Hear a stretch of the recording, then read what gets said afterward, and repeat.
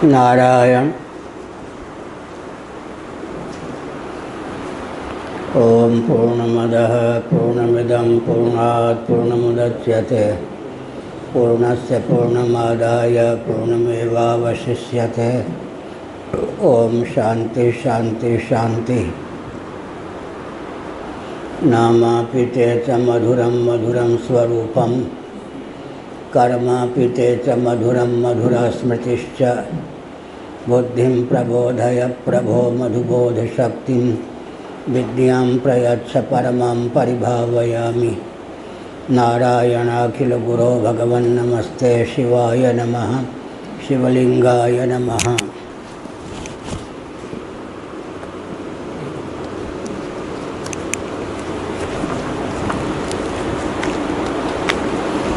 पाँच सौ 33 पृष्ठ पर दूसरा अध्याय शुरू होगा ब्रह्मसूत्र का।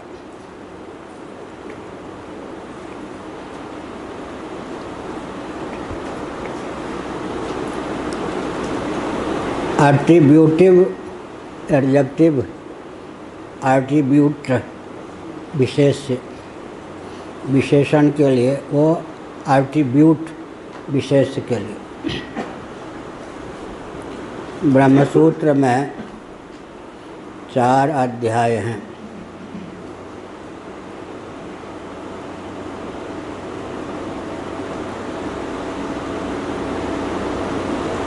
समन्वयाध्याय पहला है, अविरोधाध्याय दूसरा है, साधन अध्याय तीसरा है, फल अध्याय चौथा है। समन्वयाध्याय, अविरोधाध्याय, साधनाध्याय, फलाध्याय, 4 अध्यायों में ब्रह्मसूत्र पूर्ण है। एक एक अध्याय में 4-4 पाद हैं।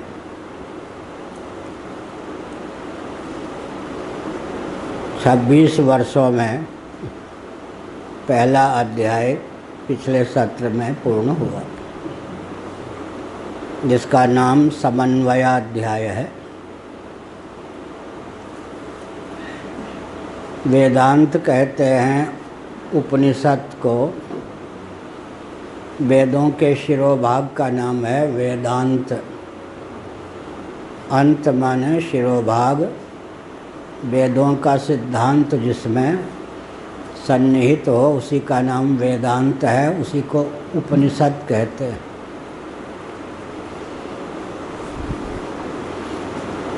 यजुर्वेद में 40 अध्याय हैं। अंतिम अध्याय जो 40वां है, उसके अतिरिक्त जो 39 अध्याय हैं, उनका नाम उपनिषद नहीं है। 40वां अध्याय जिसका प्रारंभ ईशावास्यम इस मंत्र से होता है, उसको भगवत्पाद शिवावतार शंकराचार्य महाभाग ने उपनिषद कहा। उसमें हेतु क्या दिया? ये जो मंत्र हैं कर्मों में अविनियुक्त हैं। एतावता ये उपनिषद हैं। तब प्रश्न उठा कि अमुक अमुक स्थल पर वेदों में विनियोग का वर्णन नहीं है, परंतु वे स्थल उपनिषद नहीं माने गए। ऐसी स्थिति में विनियोग की कल्पना कर लेनी चाहिए। इसको उपनिषद मानने की क्या आवश्यकता है? इसका उत्तर दिया भगवत्पाद शंकराचार्य महाभाग ने कि कल्पना इसलिए नहीं कर सकते, जिस स्तर के मंत्र ईशावास्यम आदि हैं, मंत्रार्थ के बल पर यह सिद्ध होता है कि इनके माध्यम से जिस स्तर के आत्म तत्व का बोध प्राप्त होता है, उस स्तर का आत्म तत्व कर्ता भोक्ता संसारी सुखी दुखी नहीं हो सकता।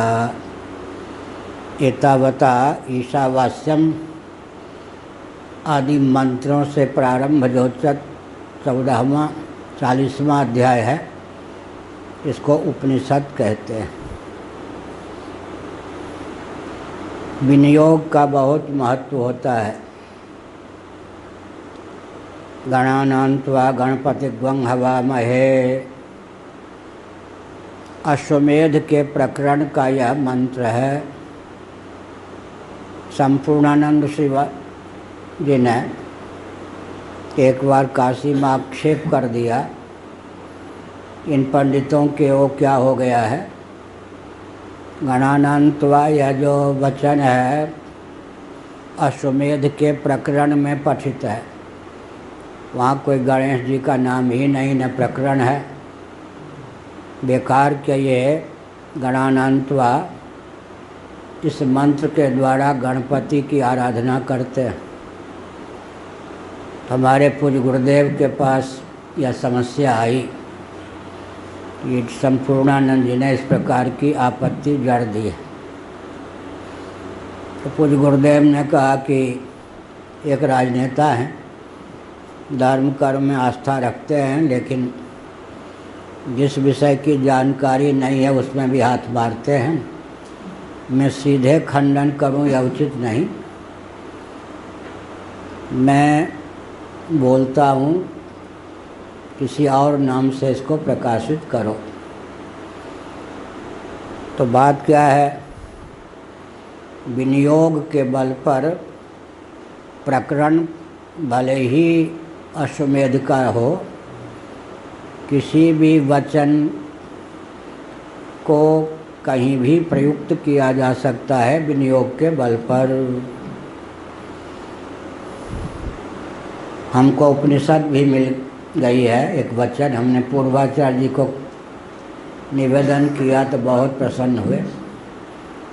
संभवतः त्रिपुरा तापिनी उपनिषद में भी यह वचन है, स्मृति तो है ही कि गणानान्त्वा इस मंत्र से गणपति की आराधना करे। हमको उपनिषद भी प्राप्त है। दूबे घर की बेटी चौबे घर में पहुंच गई, विनियोग उसका चतुर्वेदी में हो गया। इसी का नाम है विनियोग। गंगा जी मिल गई सागर में तो उनका विनियोग हो गया सागर में, सागर नाम हो गया विनियोग की दृष्टि से। तो मैंने बताया कि नासदी सूक्तम ऋग्वेद का 10वां मंडल है, उसमें जो 7 मंत्र हैं, अपने यहाँ से शरणाचार्य की व्याख्या का हिंदी अनुवाद भी बहुत मार्मिक ढंग से है। पूज्य गुरुदेव ने जो नासदी सूक्तम पर भाष्य लिखा है वो भी है, उसका अनुवाद भी है। वे जो मंत्र हैं 7 ही कुल हैं।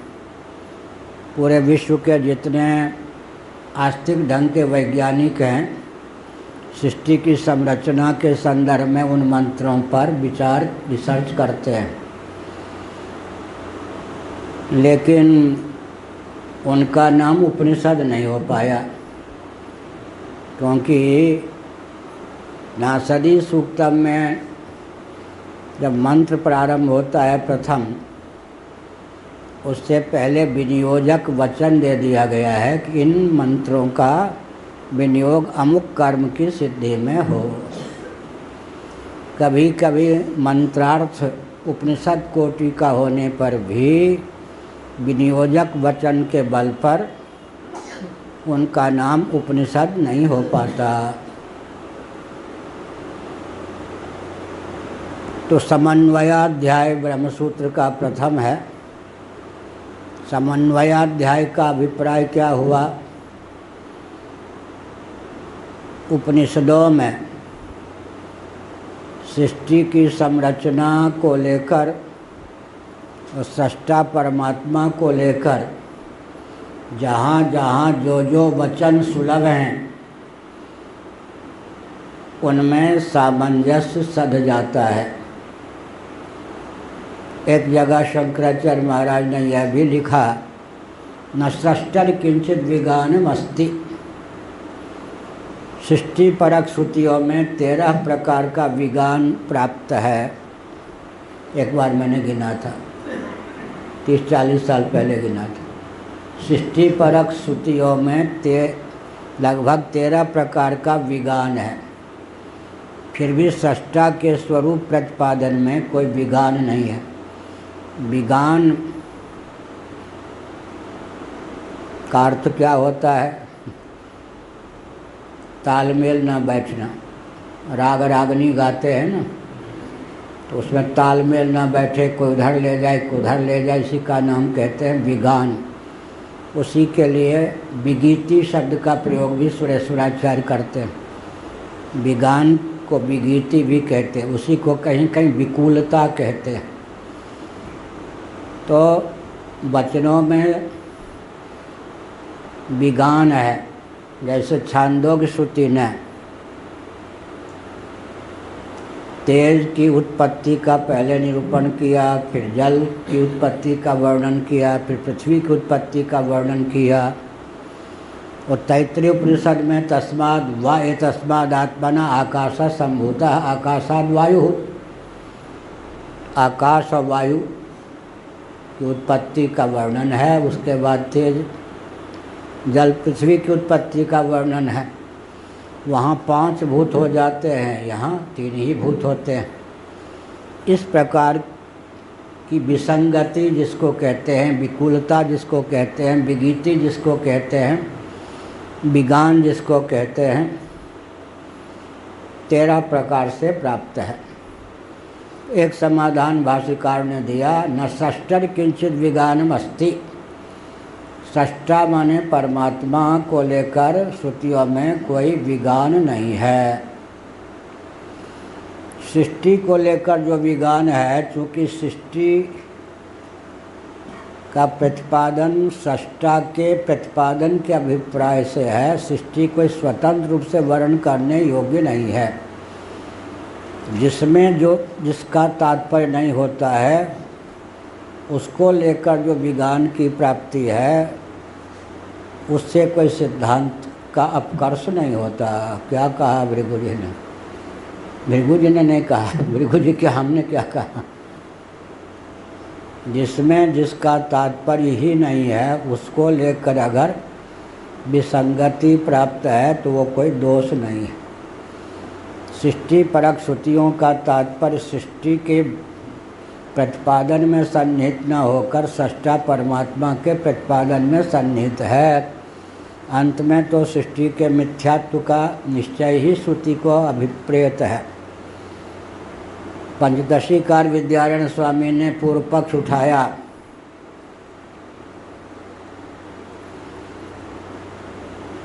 कि आप मिथ्या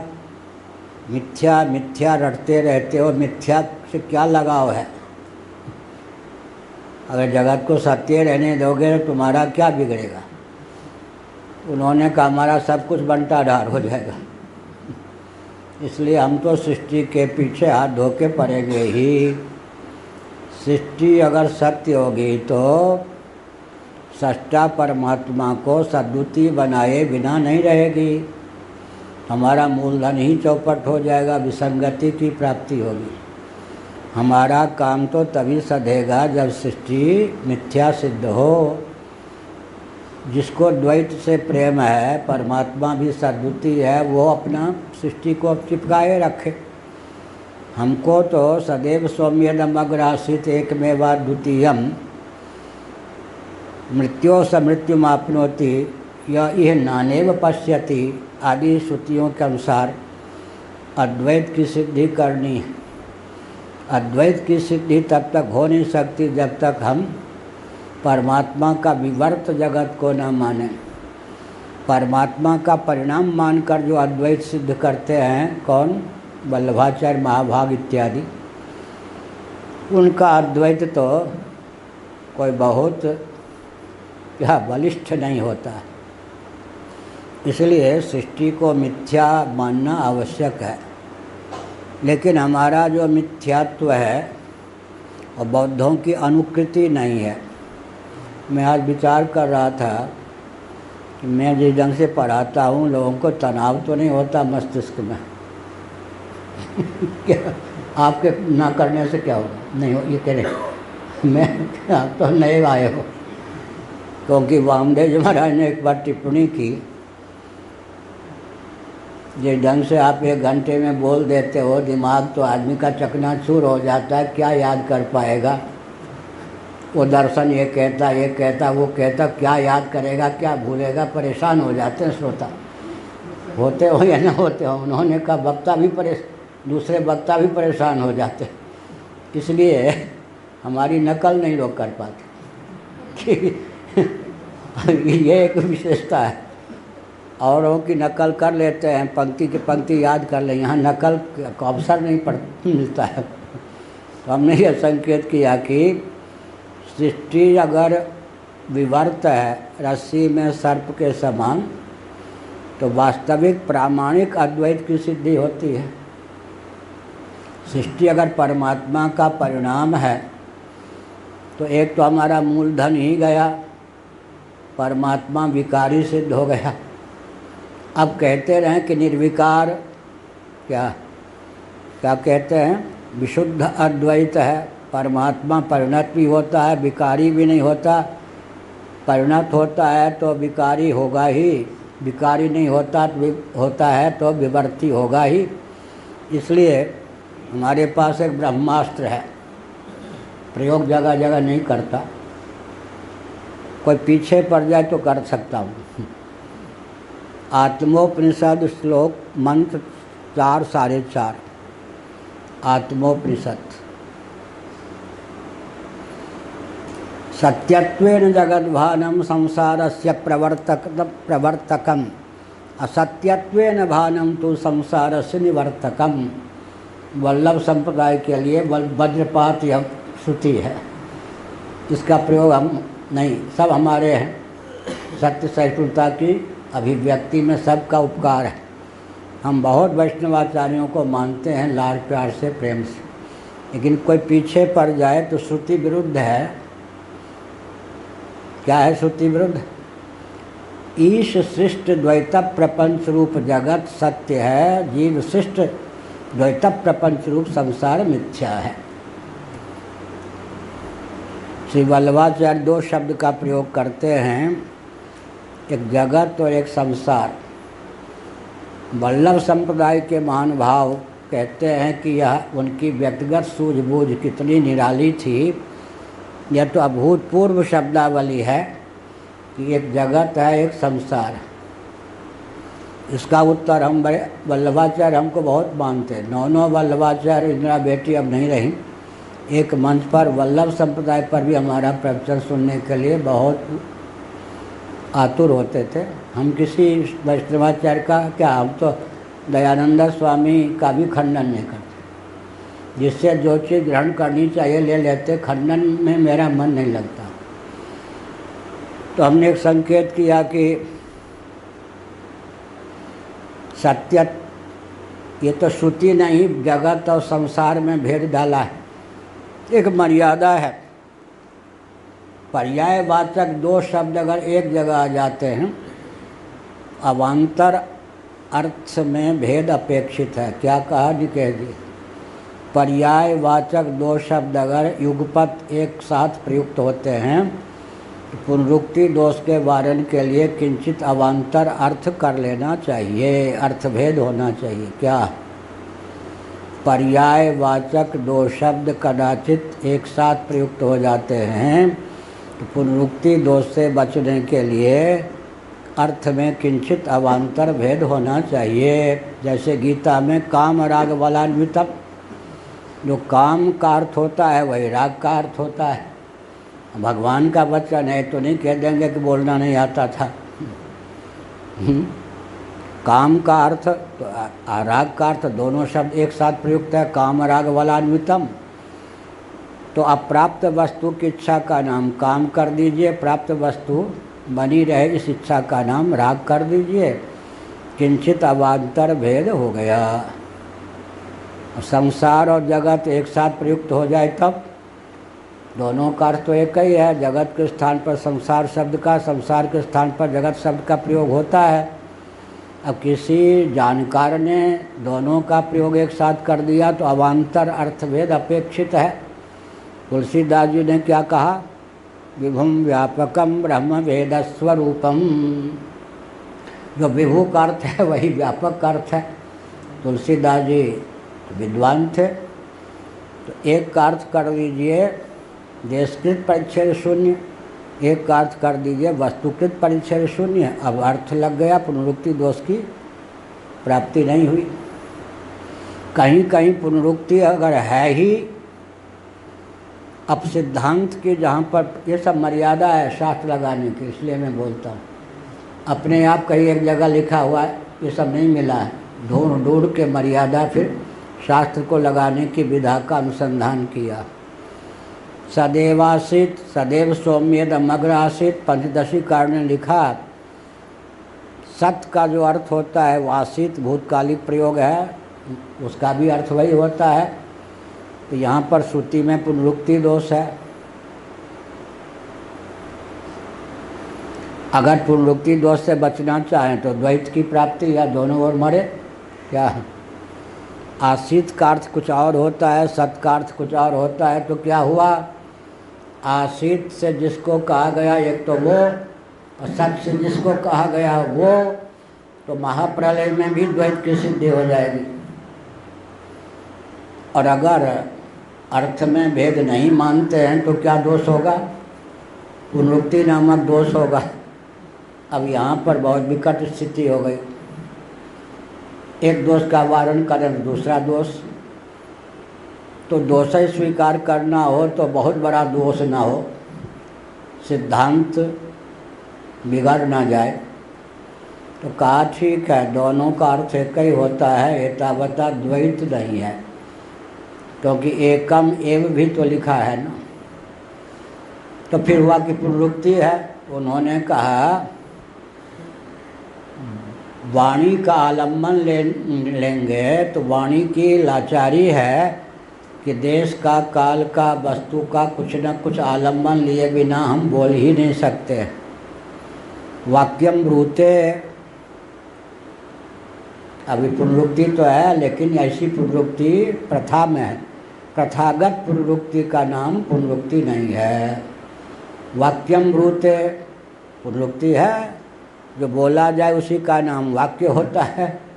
कर्तव्यम कुरुते, जो किया जाए उसी का नाम कर्तव्य होता है।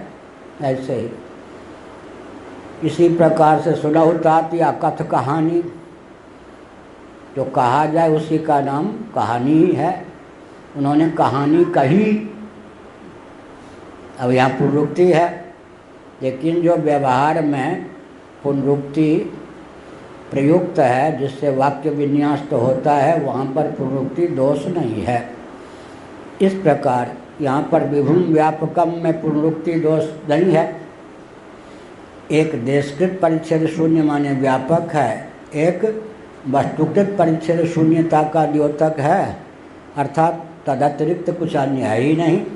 इस प्रकार से पुनरुक्ति दोष का वारण हो गया। तो जगत और संसार दोनों शब्दों का प्रयोग श्रुति ने किया है, और पंचदशी कार विद्यारण्य स्वामी जी ने और उनके गुरुदेव ने। आधी पंचदशी उनकी चेले की लिखी हुई, शिष्य की आधी गुरु की, दोनों मिलकर पंचदशी में 15 प्रकरण है। तो फिर क्या कहा? ईश सृष्ट जो द्वैत प्रपंच है, ईश्वर के द्वारा विरचित जो द्वैत प्रपंच है उसका नाम जगत। जीव के द्वारा जो सृष्ट द्वैत प्रपंच है उसका नाम संसार। अब इस सृष्ट द्वैत प्रपंच जीव के बंधन में हेतु नहीं है, उपकारक है, मोक्ष में हेतु है। जीव सृष्ट द्वैत प्रपंच जो है जीव के बंधन में हेतु है। आकाश को कहाँ फेंक देंगे, कुल्हाड़ी से मारेंगे तो भी मरेगा, आग जला देंगे भी जलेगा। हिमालय को कहाँ फेंक दोगे? तो इसका अर्थ क्या हुआ?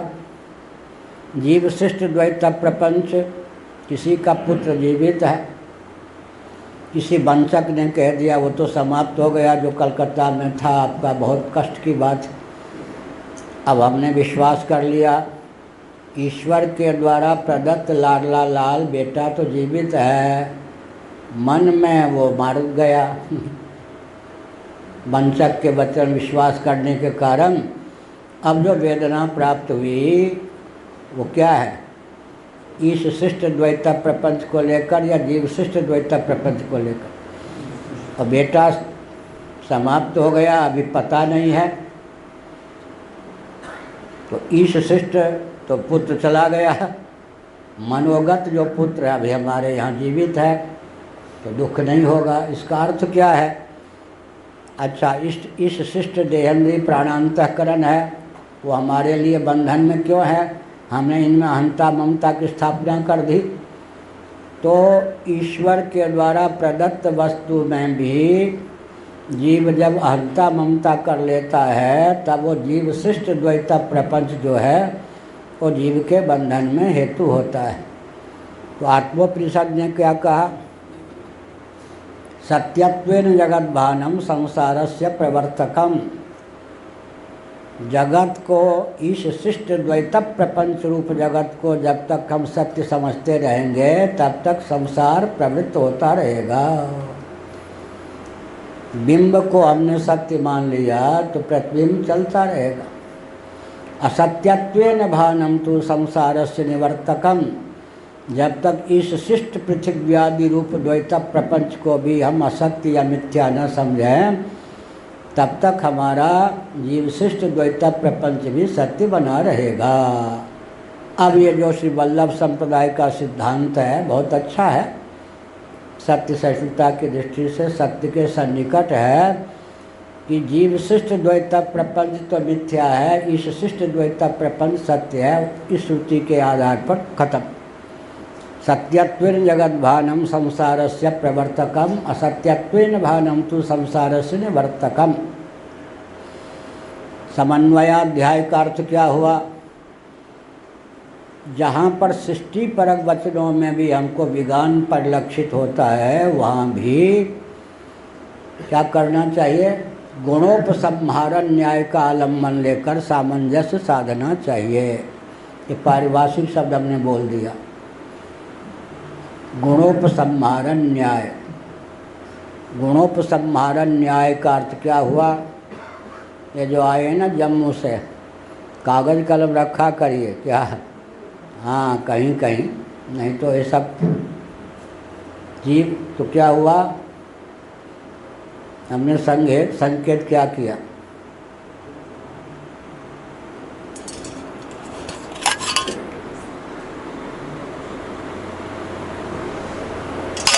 गुणोपसंहारण न्याय। गुणोपसंहारण न्याय का अर्थ ब्रह्म ज्ञानावली माला नामक ग्रंथ है शंकराचार्य का, भगवान का, उसके अनुवाद में, उसकी टीका में हमने इसका बहुत प्रयोग किया। एक व्यापारी है, एक दिन में इस सौदे में घाटा, इस सौदे में लाभ, और एक महीना में या प्रतिदिन क्या करता है? एकांत में बैठकर कागज़ कलम लेकर आकलन करता है। इस सौदे को इतने में खरीदा था, बेचा इतने में, यहाँ इतनी हानि, यहाँ इतना लाभ। आज के व्यापार में लाभ तो कितना लाभ, हानि तो कितनी हानि। इसका नाम क्या हो गया? गुणोपसंहारण न्याय। व्यापार में, दर्शन में सृष्टि परक जितने शब्दों का प्रयोग उपनिषदों में है वो इकट्ठा कर लीजिए, एक जगह इकट्ठा कर लीजिए, लिख लीजिए। परमात्मा को प्रतिपादन करने वाला जिन जिन शब्दों का प्रयोग किया गया है उसको संकलन कर लीजिए। विज्ञानमानंदम ब्रह्म, उसमें सत्यम का प्रयोग नहीं है। आनंदो ब्रह्म, ब्रह्म सत्य और ज्ञान का प्रयोग नहीं है। सदैव सौम्यदमग्र आसित एकमेवा द्वितीयम में ज्ञान और आनंद का प्रयोग नहीं है। सच्चिदानंद मात्रम जब कहा गया तो तीनों का प्रयोग है। सच्चिदानंद, एकमेवा द्वितीयम कहा गया एकम एवं अद्वितीयम सदैव, तो चित्त और आनंद का प्रयोग नहीं है। तो कहीं सत्य है, कहीं चित्त है, कहीं आनंद है, कहीं केवल चित्त और आनंद है, कहीं केवल सत्य और चित्त है।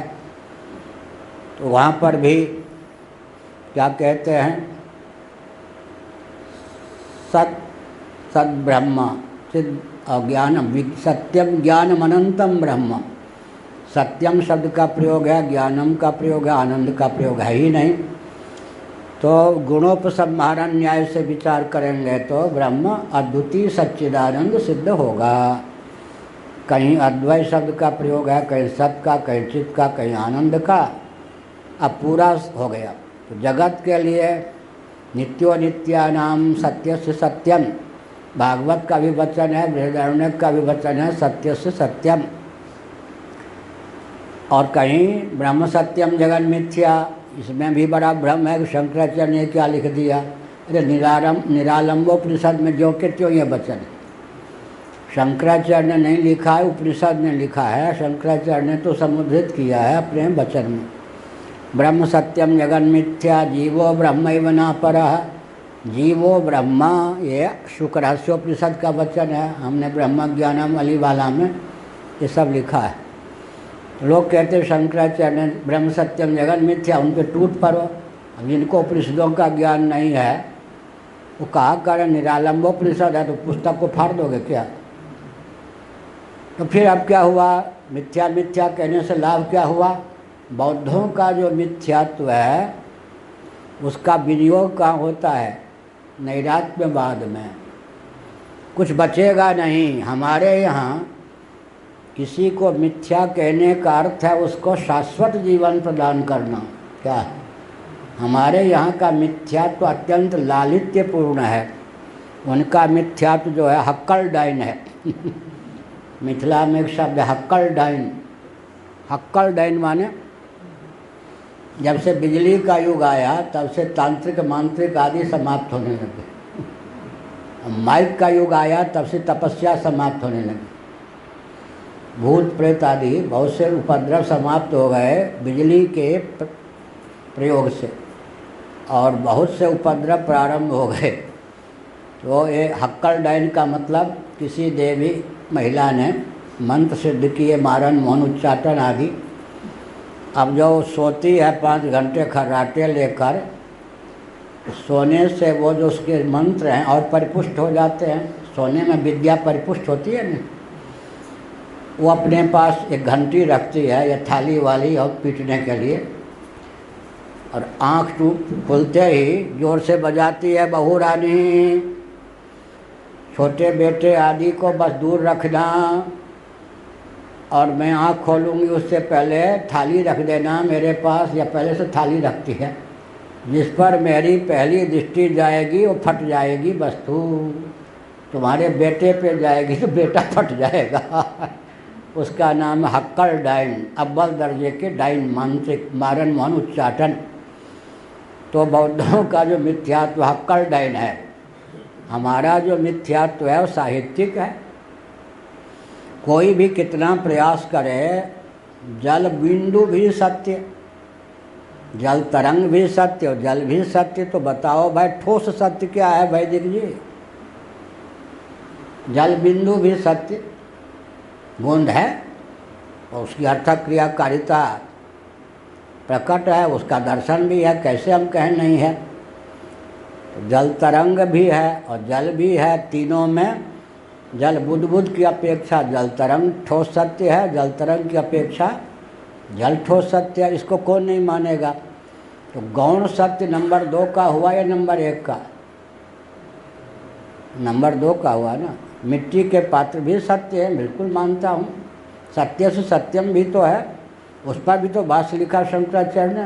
नित्यो नित्यानाम भी है, और का प्रश्लेष माने तो अनित्यानाम नित्या भी है, ब्रह्म सत्यम जगन मिथ्या भी है। तो जगत को लेकर सत्य, नित्य, अनित्य, मिथ्या, असत्य, इतने शब्दों का प्रयोग किया गया। क्या जगत को लेकर किन किन शब्दों का प्रयोग है?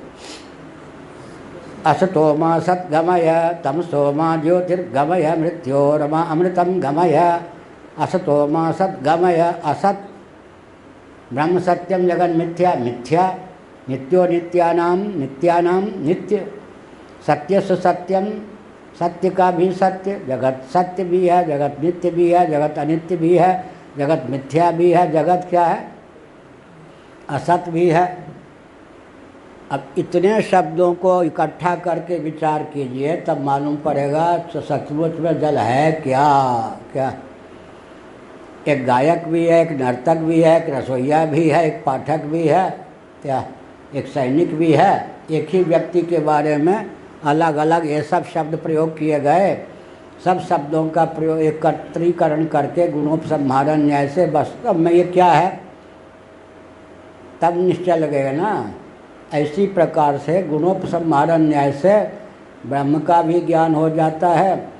कहीं तीन वस्तुओं की उत्पत्ति का जहाँ वर्णन है वहाँ आग्रह मत कीजिए कि जिसका नाम पहले लिया गया वही प्रथम कार्य है। छांदोग्य श्रुति के 6ठे अध्याय में सर्वप्रथम तेज उत्पन्न हुआ। तेज, यहाँ आग्रह मत कीजिए कि तेज प्रथम कार्य, और वहाँ आकाश उत्पन्न हुआ 33 में। तो यहाँ पर आकाश और वायु दो का उल्लेख नहीं है। मूर्त जो द्रव्य हैं रूप युक्त, उन तीनों का वर्णन है ताकि सुगमता पूर्वक समझ में आ जाए। इस गुणोपसंहारण न्याय से सृष्टि परक वचनों में जो विज्ञान परिलक्षित होता है उसका समाधान प्रथम अध्याय में किया गया। तो परमात्मा कहीं सत्य, कहीं चित्त, कहीं आनंद, कहीं अद्वय, इन सब वचनों को मिला करके कहीं केवल तदैक्षत सईक्षान चक्रे, कहीं केवल निमित्त कारण के रूप में परमात्मा का वर्णन है। तदात्मान स्वयं अकुरुत, तैत्तिरीय उपनिषद उपादान कारण के रूप में है। बहुश्याम प्रजायेय, यहाँ उपादान कारण के रूप में है। एक ही तत्व को लेकर कहीं उसे निमित्त कारण सष्टा कहा गया है, कहीं उपादान कारण मूल मैटर भी कहा गया है। तो दोनों को मिलाकर क्या हुआ, जगत का अभिन्न निमित्तोपादान कारण ब्रह्म है।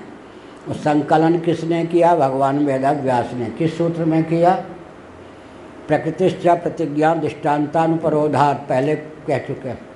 प्रकृतिश्च, प्रकृति माने उपादान, प्रकृतिश्च प्रतिज्ञा दृष्टान्तानुपरोधात, यह सूत्र है। गुणोपसंहारण न्याय से सभी वचनों का तात्पर्य भूत है। प्रकृतिश्च, वेदांत वेद जो परमात्मा है जगत का न केवल निमित्त अपितु उपादान कारण भी है। प्रतिज्ञा, एक विज्ञान से सब विज्ञान की प्रतिज्ञा है। तदनुकूल मृत्तिका आदि का, लोह इत्यादि का दृष्टांत। प्रतिज्ञा और दृष्टांत के बल पर यह सिद्ध होता है कि एक ही भगवत तत्व जगत का निर्माता भी है, जगत के रूप में निर्मित होने वाला भी है। इसके लिए बहुत बढ़िया भागवत के 11वें स्कंध में एक श्लोक है, आत्मैव तदिदं विश्वम सृजते सृजते प्रभु त्रायते त्राति विश्वात्मा नियते हर्तीश्वरः। सृष्टा भी वही, त्राता भी वही, संहर्ता भी वही। क्या, जन्मदाता भी वही, पालक भी वही, मारक भी वही। बड़ा विकट काम, बड़ा क्रूर है। आत्मैव तदिदं विश्वम सृजते सृजति प्रभु। पंजाब के टोन में बोलेंगे तो सर्जनहार भी वही और सृज्य भी वही। सृजते सृजति प्रभु, त्रायते त्राति, त्राण करने वाला भी वही, त्राणास्पद भी वही। हरते हरतीश्वर, मारक भी वही और जो मरता है वो भी वही। एक बाबा को ठोकर मार के कोई चला गया, वाहन वाला बाबा गिर पड़े। एक बेचारे संत के कोई भक्त आ रहे थे, हॉस्पिटल ले गए लाद वाद के। पुलिस डॉक्टर लोग बड़े, आपको छोड़कर डॉक्टर और पुलिस की या CID की मिली भगत होती है प्राय आजकल। बाबा को दवा ववा देकर होश में लाया गया, तब तो बेचारा अपना काम काज रोके हुए था। बाबा ये लाया है, आप बताइए किसने ठोकर मारी, कैसे गिरे? भैया गिराने वाला भी वही, लाने वाला भी वही। पकड़ो पकड़ो, पुलिस विभाग को सूचना लो, ये बनता है सेवक, इसी ने ठोकर मारी। उसने कहा बाबा यहाँ वेदांती तुम बनोगे, हमको मार डालोगे। यहाँ वेदांती बन के हमको मारो मत। अब भाई हम तो इतने जानते हैं, जिसने ठोकर मारा उसी ने बचाए। अरे बाबा तुम अपनी भाषा यहाँ बोलोगे, हमको तो जेल में डाल देंगे। हम अपना काम काज छोड़ के आपको हॉस्पिटल में लाए, आप कहते मारने वाला वही, जिलाने वाला वही। यहाँ मत वेदांती बनो, वेदांती बन के मरवाओगे क्या? अच्छा बचवा तो हाँ, हमको तो पता नहीं किसने ठोकर मारा, कोई रिक्शा वाला आ रहा था, ठोकर मार दिया, ऐसा लगता भग गया। अब ये तो नहीं था, तो अब बच जाएंगे बाबा, नहीं तो हमको जेल में डाल देते। इसलिए कहा त्रायते त्राति विश्वात्मा ह्रियते हर्तीश्वर। तो हो गया। अब क्या हुआ, ईश्वर परक और जगत परक वचनों में यत्र तत्र जो विरोध तो नहीं, विरोधाभास परिलक्षित होता है, सबका सामंजस्य समन्वय कर दिया गया। समन्वयाध्याय का सारांश बता दिया गया। अब है अविरोधाध्याय दूसरा। अविरोधाध्याय का अर्थ क्या हुआ? स्मृति दो प्रकार की होती है। श्रुति को लेकर बात हो गई। स्मृति पहले भी कुछ आई है, सांख्य स्मृति भी स्मृति है। स्मृति ऋषि प्रणीत, व्यक्ति प्रणीत ग्रंथ का नाम स्मृति। श्रुति स्मृति पुराने इतिहास कहते हैं ना। तो जब केवल दो ही शब्द का प्रयोग करना हो, श्रुति स्मृति, तो पुराण इतिहास का नाम भी क्या हो जाता है? स्मृति। श्रुति के अतिरिक्त का नाम स्मृति हो जाता है।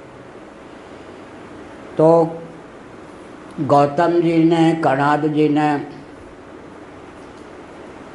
कपिल जी ने भी तो दर्शन शास्त्र की रचना की है। इनकी स्मृतियाँ विशेषकर कपिल मुनि सांख्य हमारे नज़दीक कौन है? न्याय वैशेषिक बहुत दूर पहुंच जाते हैं। योगी हमारे नज़दीक हैं क्योंकि ईश्वर का अस्तित्व मान लेते हैं। तत्व निर्धारण में सांख्य हमारे अनुकूल हैं, तत्व गणना में भी प्रायः वो नज़दीक है। लेकिन उनके यहाँ तो जगत का अभिन्न निमित्तोपादान कारण प्रकृति है। किनके यहाँ? सांख्यों के यहाँ। मैकर भी प्रकृति, मैटर भी प्रकृति। एक बार 2 महीने बीमार था, पढ़ता भी था। पूज्यपाद आचार्य श्री पूर्वाचार्य जी महाराज कलकत्ता में बहुत परिश्रम पूर्वक पढ़ा है। तो हमने क्या संकेत किया? हमने यह संकेत किया कि स्मृति कौन है? स्मृति गौतम जी ने, कणाद जी ने विस्मृति लिखी। कपिल जी ने, हमारे नज़दीक कौन है? कपिल। कपिल जी के द्वारा प्राप्त सांख्य शास्त्र है। और वो सांख्य कारिका जो है ईश्वर कृष्ण परिचित, उसका उपजीव्य जो है कपिल जी का सिद्धांत है। उसमें तो जगत का अभिन्न निमित्तोपादान कारण किसको माना गया है? प्रकृति को। तो 2 महीने से बीमार चल रहे थे, फिर भी पढ़ते थे। बड़ी मुश्किल से चौमासे के बाद जो अधिवेशन होता था कलकत्ता में हुआ। बाहर से काशी आदि से पंडित आए, जज स्वामी आदि आए। मंच पर इसलिए गया, चलने की क्षमता तो नहीं थी कि महाराज को यह न रहे कि ये नहीं आता है। महाराज ने माइक पकड़ा दिया कि ईश्वर पर बोलो आप। हमने प्रवचन किया, सुखबोध आश्रम जी साथ में ही थे। अब वो महाराज को इतनी प्रसन्नता हुई कि जितनी माला थी उनके गले में पहना दी। जनता लोटपोट, आध घंटे लगभग बोले होंगे। सुखबोध आश्रम जी खूब पीठ थपथपा गए। काशी के एक विद्वान हमारे ही गुरु भाई, रांची में मिले ना कई बार, हमारा परिचय नहीं था पहले। उनको कैसे सहा जाए? हाँ, काशी के विद्वान को कैसा सहा जाए? उन्होंने महाराज के कान में कह दिया, बिल्कुल इन्होंने जो कहा उससे मैं सहमत नहीं हूँ। अब महाराज को लगा ही नहीं कि मुझसे कोई उनकी जान पहचान है। अभी 2 मिनट पहले अपने गले में जितनी माला थी डाल दी। सुनिए दंडी स्वामी जी निश्चलानंद जी, अब लगा करे राम, परिचय ही नहीं है जैसे। ये काशी के पंडित सुधाकर दिग्गज विद्वान हैं काशी के, आपके गुरु भाई हैं, ना आपको ये जानते ना आप इनको जानते होंगे। इनकी आपत्ति आपके प्रवचन पर अभी समय नहीं है, सायं सत्र में आपको बोलना है। सुखबोध आश्रम जी एकदम हमको भिड़ा दो, होता है ये विद्वान हमने कहा। शाम को हम आए, फिर हमने कहा कहिए पहले आपत्ति कीजिए महाभाग, हम तो आपको जानते नहीं, सुना है कि आप गुरु भाई हैं, कीजिए। ये किया, परिचय दिया गया कि बहुत बड़े न्यायिक भी हैं। हमने कहा न्याय सिद्धांत यही है क्या? अब महाराज ने कहा आप इतने बड़े न्यायिक होकर देखिए, दंडी स्वामी ने भूल पकड़ ली, क्षमा कीजिए हाँ। लेकिन ये इन्होंने जो कहा उससे मैं सहमत हूँ। फिर मैं बोला सहमत हूँ, फिर कान में कह दिया ऐसे नहीं मानूंगा, लिखित इनको देना चाहिए। फिर महाराज ने कहा ऐसे नहीं मानेंगे, लिखित देना चाहिए। बड़े विकट।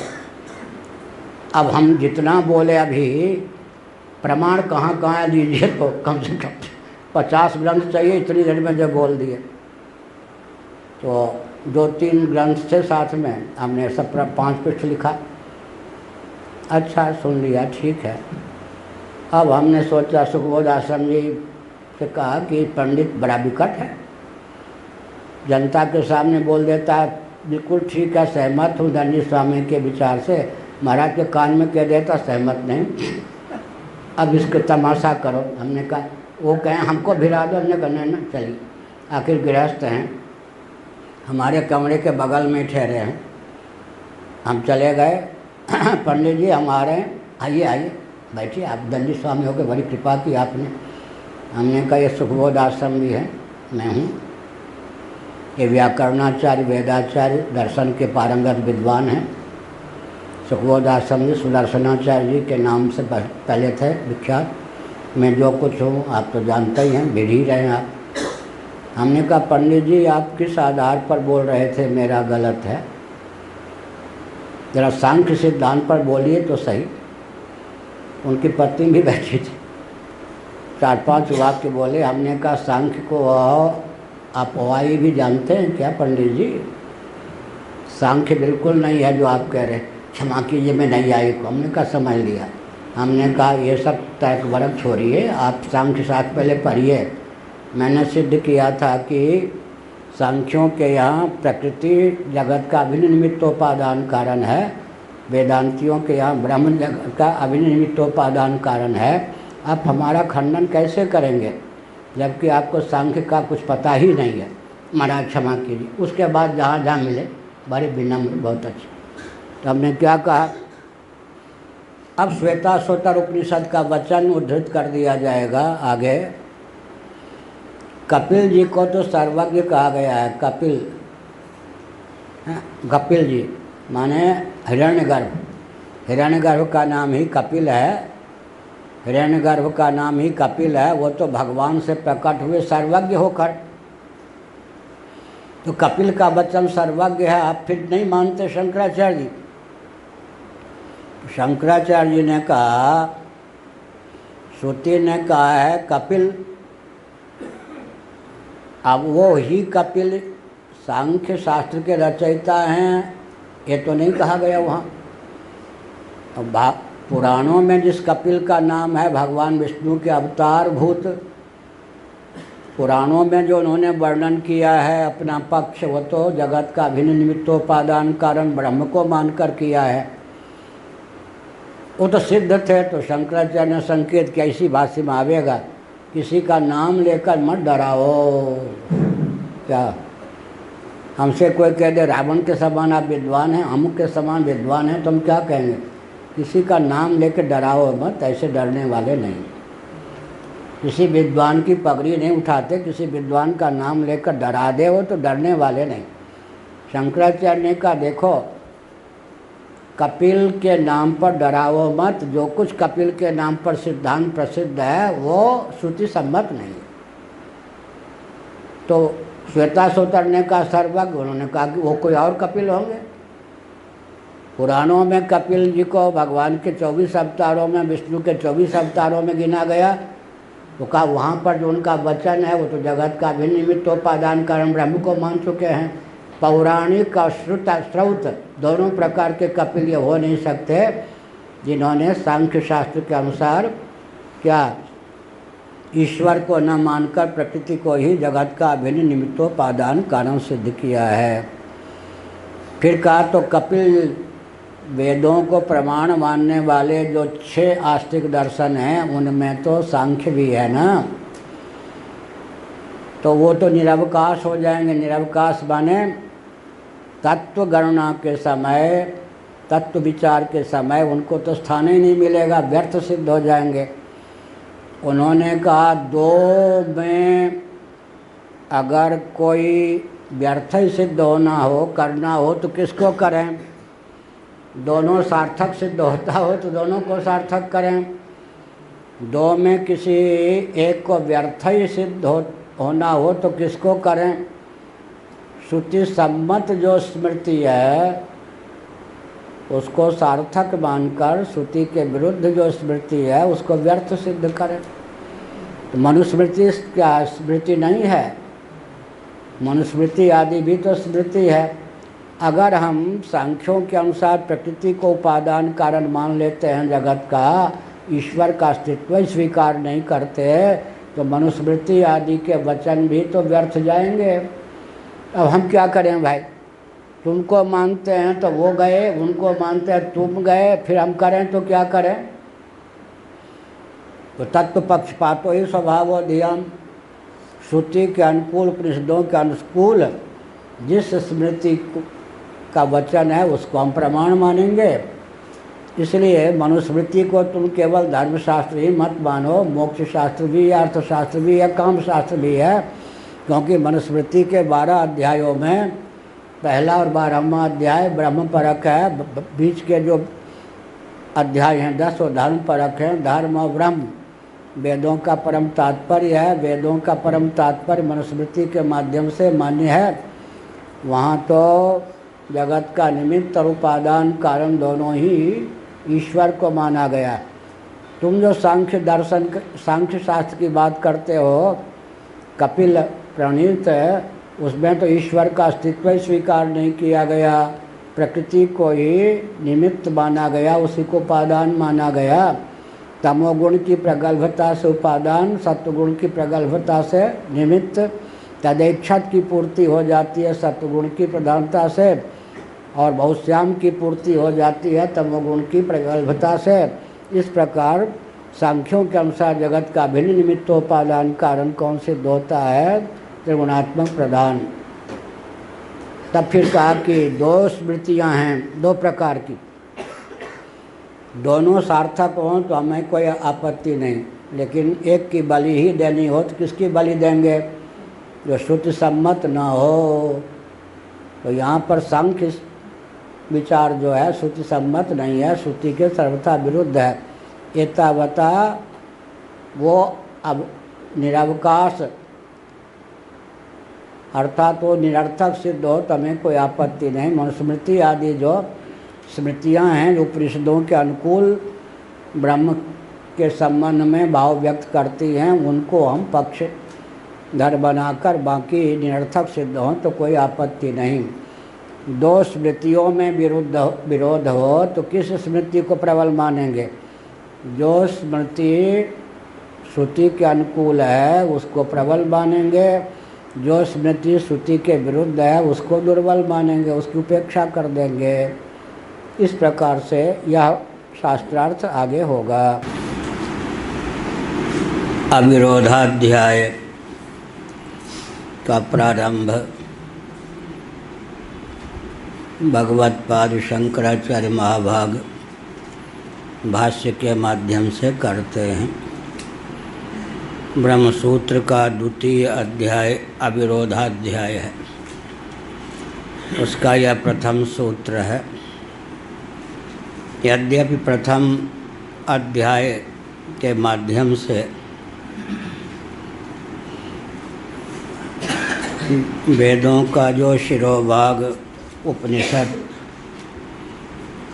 में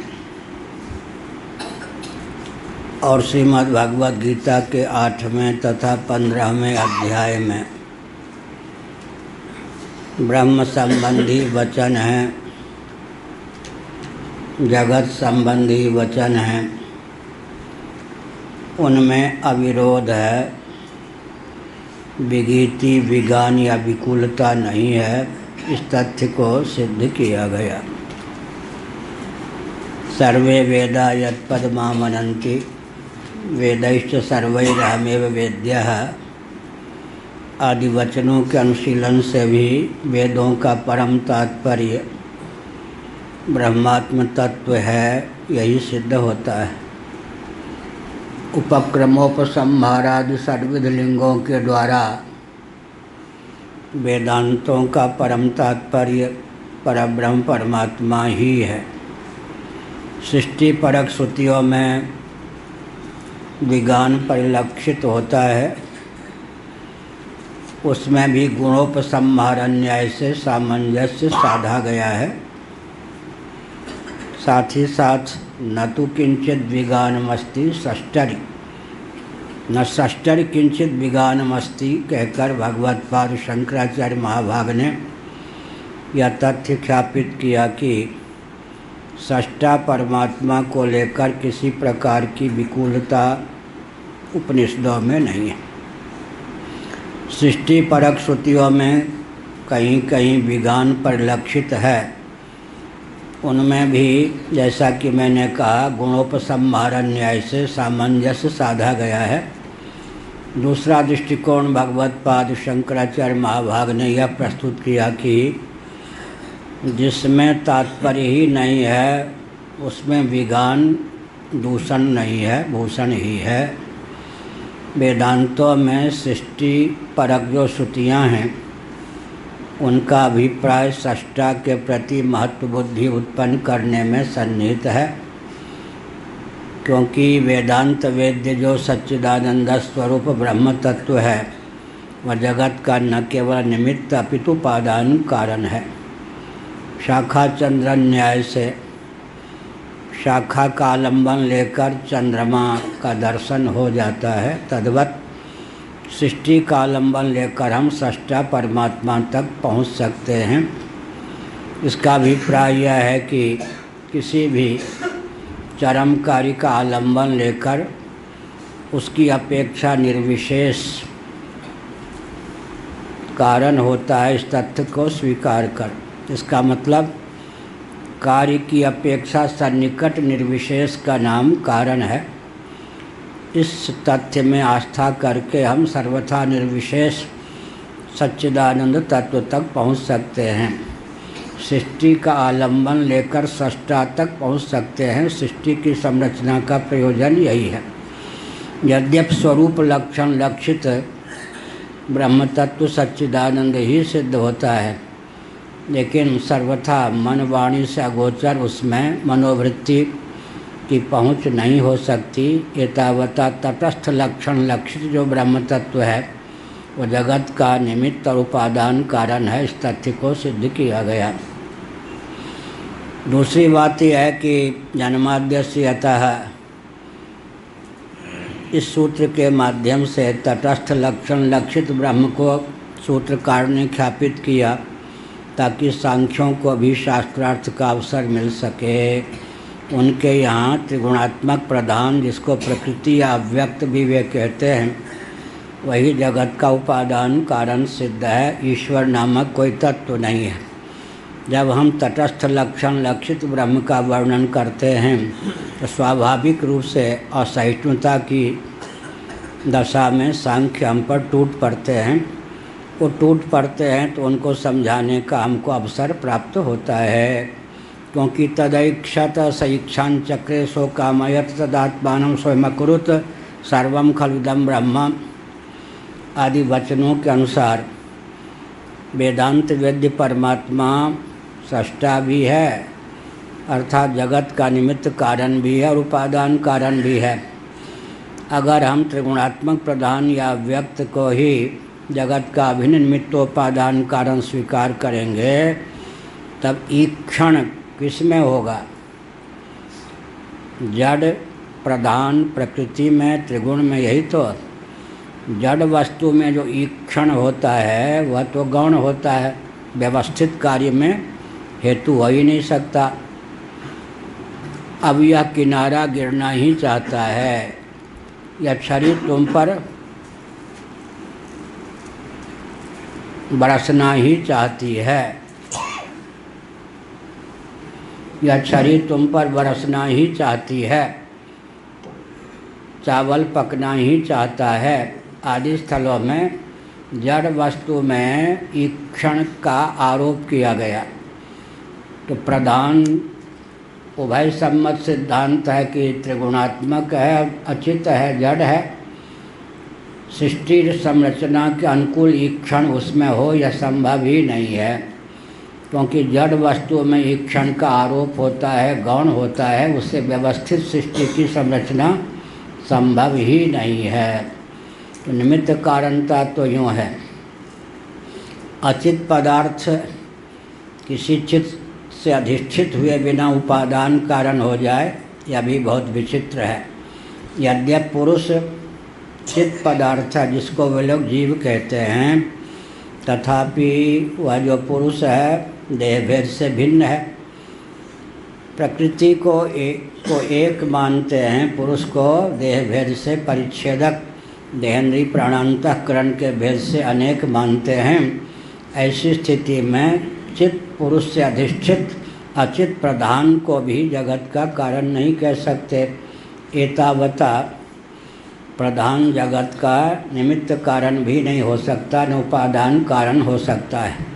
हाँ, जिसको वे त्रिगुणात्मक प्रधान प्रकृति या व्यक्त कहते हैं, निरालंबोपनिषद के अनुसार ब्रह्म शक्ति रेव प्रकृति ही, उसको परमात्मा की शक्ति मान लें तब वो अनिर्वचनीय भी सिद्ध हो जाएगी, और परमात्मा तत्व से अधिष्ठित जो प्रकृति होगी उसमें जगत के रूप में परिणत होने की क्षमता भी आ जाएगी। मयाध्यक्षेण प्रकृति सूयते सचराचरम हेतुना नेन कौन्तेय जगत विपरिवर्तते मम योनिर्महद् ब्रह्म तस्मिन् गर्भं दधाम्यहम् आदि वचनों के अनुसार सिद्ध है। मायाम तो प्रकृतिम विद्यात्, इस श्वेताश्वतर उपनिषद के अनुसार भी, जिसको सांख्यवादी प्रकृति और स्वतंत्र कहते हैं, वेदांत प्रस्थान में वह प्रकृति माया है, ब्रह्म की शक्ति है। ब्रह्म की शक्ति के रूप में अगर सांख्यवादी प्रकृति को स्वीकार करते हैं तो हमें कोई आपत्ति नहीं है। यह सब बात कही गई। अब यहाँ पर अविरोधाध्याय में प्रथम सूत्र यह उपस्थित होता है कि श्वेताश्वतर उपनिषद में कपिल को सर्वज्ञ कहा गया। वहाँ हिरण्यगर्भ के अर्थ में कपिल शब्द का प्रयोग किया गया है। कपिल प्रकट होते ही सर्वज्ञ सिद्ध हुए, क्योंकि भगवान परमात्मा ने उनमें अपने ज्ञान का आधान कर दिया।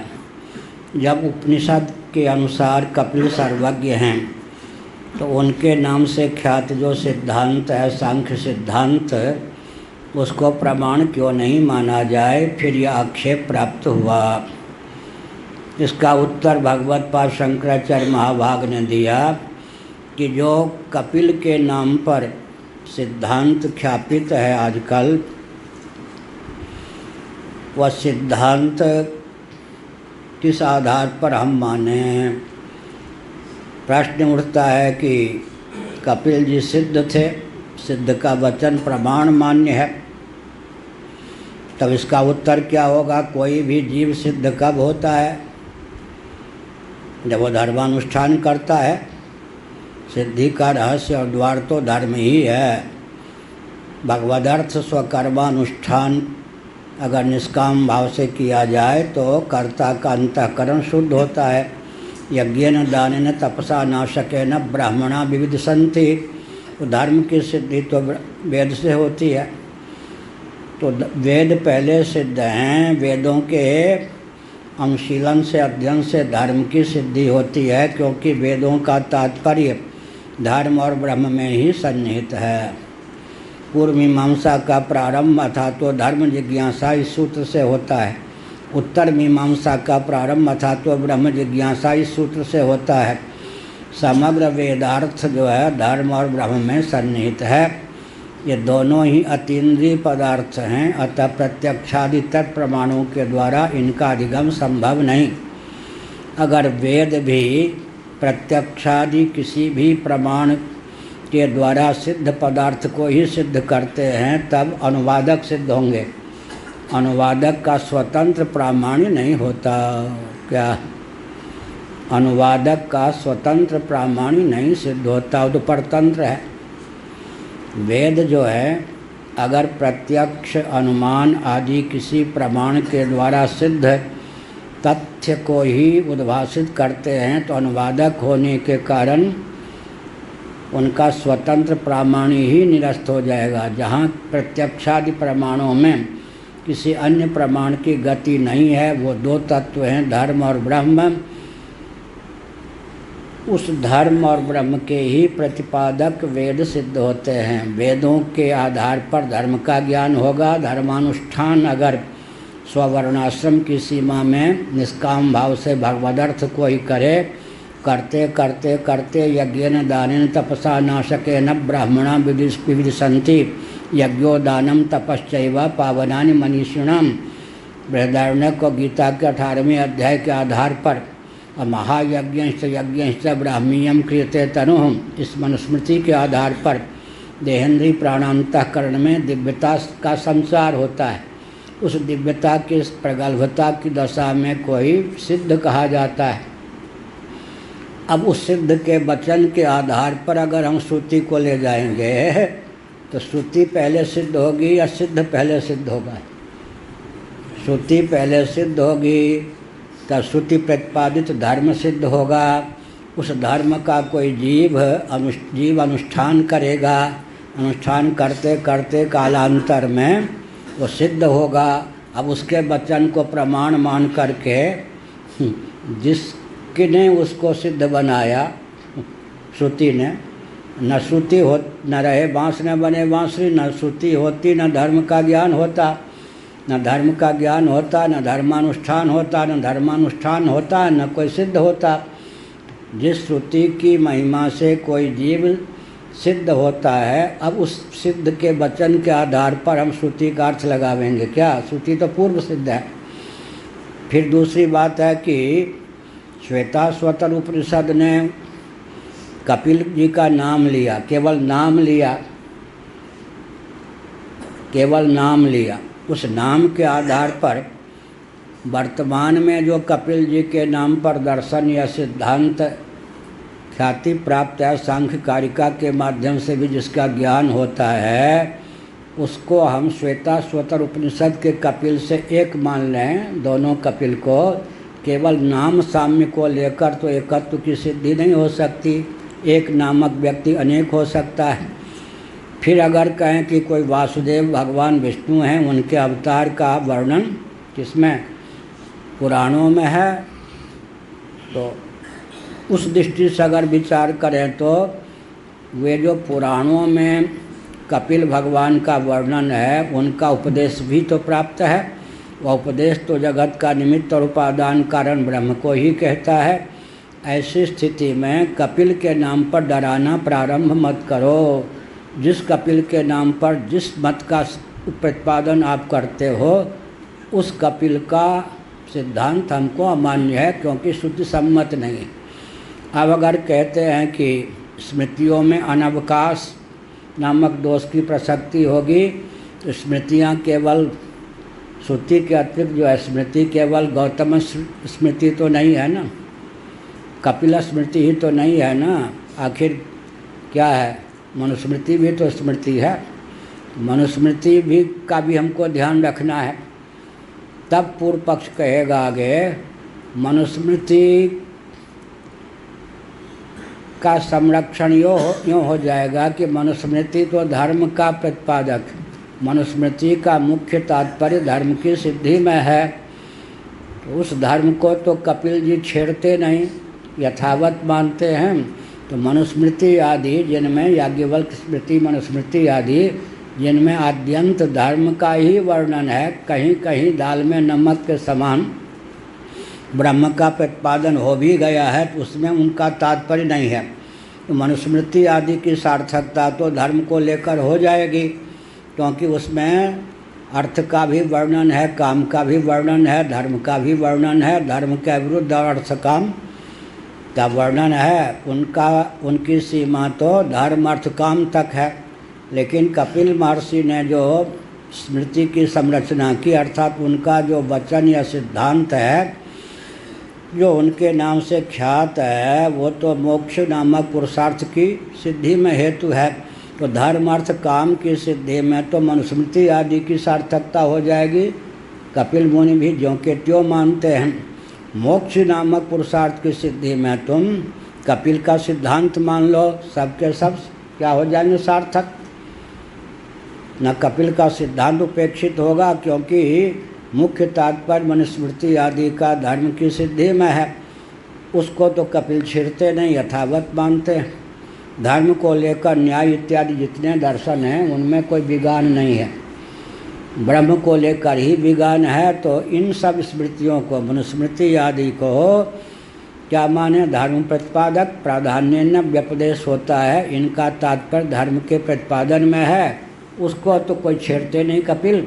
मोक्ष पुरुषार्थ की दृष्टि से जो वर्णन किया है कपिल जी ने, अगर उनकी स्मृति को मान लेते हो तो दोनों प्रकार की स्मृतियों की रक्षा हो जाती है। दोनों प्रकार की स्मृतियां जो हैं अपने तात्पर्य को व्यक्त कर देती हैं।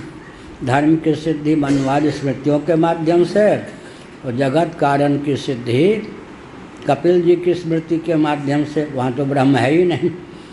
इस पर कहा गया कि नहीं, ऐसा आप कैसे कह सकते हैं कि मनुस्मृति आदि का तात्पर्य केवल धर्म में है। किसी वस्तु का प्रतिपादन अधिक पृष्ठों में न किया जाए, पंक्तियों में न किया जाए, दो ही पंक्ति में कर दें, तो क्या हम कहेंगे कि उस ग्रंथ का तात्पर्य उसमें है ही नहीं। बहुत विचित्र बात है। सेना नायक तो एक होता है, सैनिक बहुत होते हैं। तो सेना नायक को हम क्या कुछ गिनेंगे नहीं। वेद तो बहुत हैं, वेद मंत्र, लेकिन महावाक्य तो चार ही हैं। उसमें भी एक महावाक्य से काम चल जाता है, तो महावाक्य को हम दुर्बल मान लेंगे। भेद परक श्रुतियाँ बहुत हैं, अभेद परक महावाक्य है, तो महावाक्य तो महावाक्य है ना।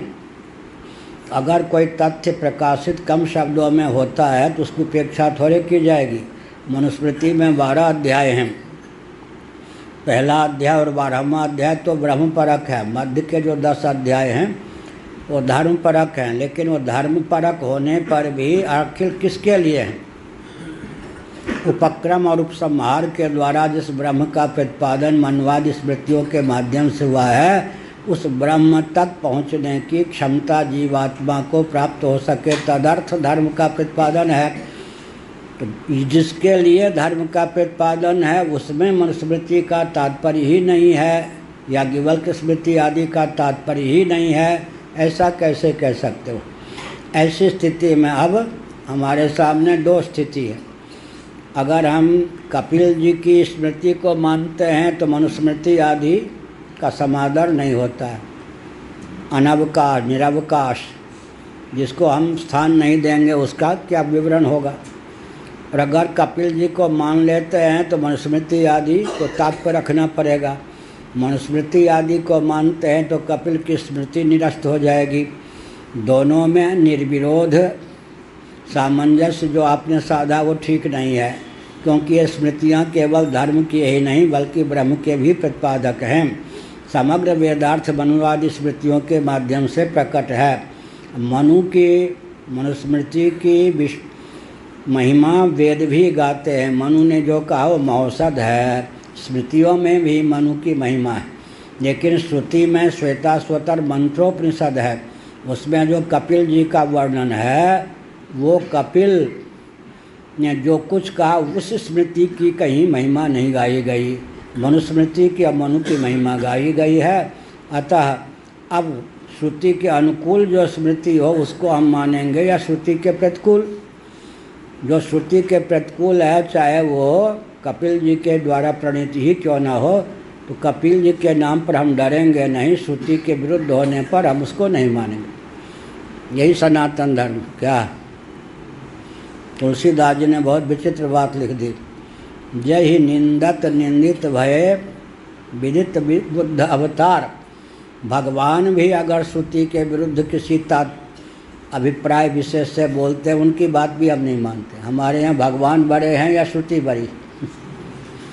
श्रुति की सीमा में हमको भगवान चाहिए। क्या बुद्ध भगवान, जो गौतम बुद्ध नहीं, दोनों का गोत्र एक ही था। ये नेपाल वाले बुद्ध और गया वाले बुद्ध, दोनों का गोत्र एक ही था। हाँ, हमारे बुद्ध जो विष्णु भगवान माने वो ब्राह्मण कुल के थे, और ये जो नेपाल में बुद्ध हुए वो क्षत्रिय कुल के थे। ब्राह्मण कुल के बुद्ध पहले हुए, क्षत्रिय कुल के बुद्ध बाद में हुए। कीकटेषु भविष्यति भागवत में है। कीकट का अर्थ श्रीधर स्वामी ने किया है गया प्रदेश, गया क्षेत्र। वो नेपाल में हुए, ये गया में हुए, दोनों बुद्ध में अंतर है। तब वो ये जो भगवान विष्णु के अवतार जो बुद्ध हैं, जिनके लिए हम कहते हैं बौद्धावतारे संकल्प में, उन्होंने क्या किया? अनधिकारी व्यक्ति यज्ञ में घुस गए थे, यज्ञ करने लगे थे स्वाहा स्वाहा। अब उन अनधिकारियों को कहा जाता तुम अधिकारी नहीं हो, सब टूट पड़ते विप्लव मचा देते जैसे आजकल। तो फिर भगवान ने क्या किया? छल का प्रयोग किया। छल का प्रयोग क्या किया? भार झोंकने में क्या लगा है भाई? गर्मी के दिनों में झम्मन जी थोड़े हो आपकी, लू हो बाहर और यज्ञ में स्वाहा स्वाहा करो। शरीर को झुलसाने में क्या लगा है? ये सब तो बेकार के हैं। नियम का पालन करो, नियम का पालन करो, समाधि लगाओ, झटपट मोक्ष करो। भार झोंकने में कुछ लगा है क्या? कभी कभी शास्त्रीय तथ्य विधा की रक्षा के लिए छल का उपयोग करके अनधिकारियों को दूर किया जाता है। छल करते हैं भगवान। कृष्ण भगवान ने छल किया, इंद्र के गुमान को दूर करना था। पिताजी भोले भाले थे, वो आजकल के क्या थे, कंप्यूटर और क्या मोबाइल वाले थे। श्री कृष्ण बड़े चतुर, उन्होंने पिता भोले भाले को बरगला दिया। ये गोवर्धन, इनको देवता मानिए ना, इनकी कृपा से वर्षा, इनकी कृपा से चारा, इनकी कृपा से गायों का पेट भरता है। कभी इंद्र को देखा है क्या? झूठ मूठ देवता देवराज इंद्र हैं। देवराज इंद्र कौन होता ना? अच्छा हाँ, बात तो ठीक कह रहा है। ये तो पर्वत दिखाई पड़ते हैं, घास देते हैं, ये देते, ये सब कुछ है, इनके कारण वर्षा होती है। अब भोले भाले ब्रजवासी ने सब मान लिया लाला की बात। फिर क्या किया? बस इस बार इंद्र की पूजा नहीं होगी, गोवर्धन की पूजा होगी ये हुआ। तो भगवान ने इंद्र के गुमान को दूर करने के लिए देवता का अस्तित्व मानते हुए भी जो ब्रजवासियों को बरगला दिया, बरगलाने में अपने पिताजी को भी डाल दिया, पिता को भी बरगला दिया। आजकल के थे up to date Shri Krishna भगवान, पिता भोले वाले थे। बाद में क्या हुआ? इंद्र को जब भेंट पूजा नहीं मिली, गिरा के आ गया। पहले कुपित हुआ, वर्षा खूब की, भगवान ने सबकी रक्षा कर दी। लाला तुमने बरगला दिया, देखो इंद्र कुपित हो गया, वर्षा से कौन रक्षा? आजा, गोवर्धन रक्षा करेंगे। बस उठा लिया अब गोवर्धन नाथ में और आस्था हो गई। इंद्र बेचारा गिरा के आ गया, हो गया ही ना। अब श्री कृष्ण भगवान ने भी छल किया या नहीं? देवता को मानते थे, इंद्र को मानते थे, लेकिन उसके गुमान को दूर करने के लिए थोड़ी देर के लिए नास्तिक बन गए। ऐसे छल कर टारे उतास व्रत। हमारे पूज्य गुरुदेव कहते थे, वेदों को अगर भगवान की वाणी मानेंगे, एक दोष फिर भी रह सकता है। क्या होता है?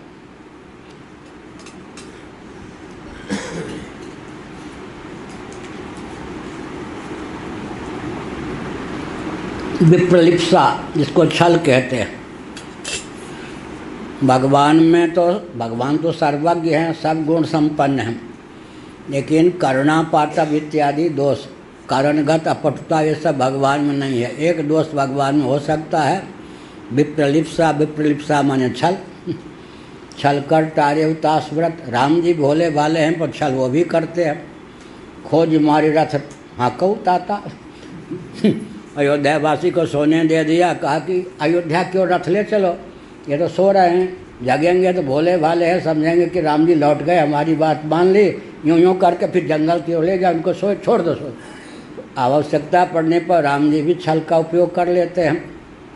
अगर वेदों को भगवान की वाणी मानेंगे तो क्या होगा? प्रमाद ये सब गुण दोस्तों नहीं होगा। विप्रलिप्सा, कहीं कहीं भगवान देवता सज्जनों की रक्षा के लिए, असुरों को बरगराने के लिए विप्रलिप्सा का प्रयोग कर सकते हैं। इसीलिए भ्रम प्रमाद करुणा पाटव विप्रलिप्सादि सकल जीवनिष्ठ दोषों से विनिर्मुक्त वेद हैं। क्योंकि जीव कर्तृक अगर वेद होंगे तो कहीं भ्रम, कहीं प्रमाद, कहीं विप्रलिप्सा, कहीं करुणा पाटव, ये दोष हो सकते हैं।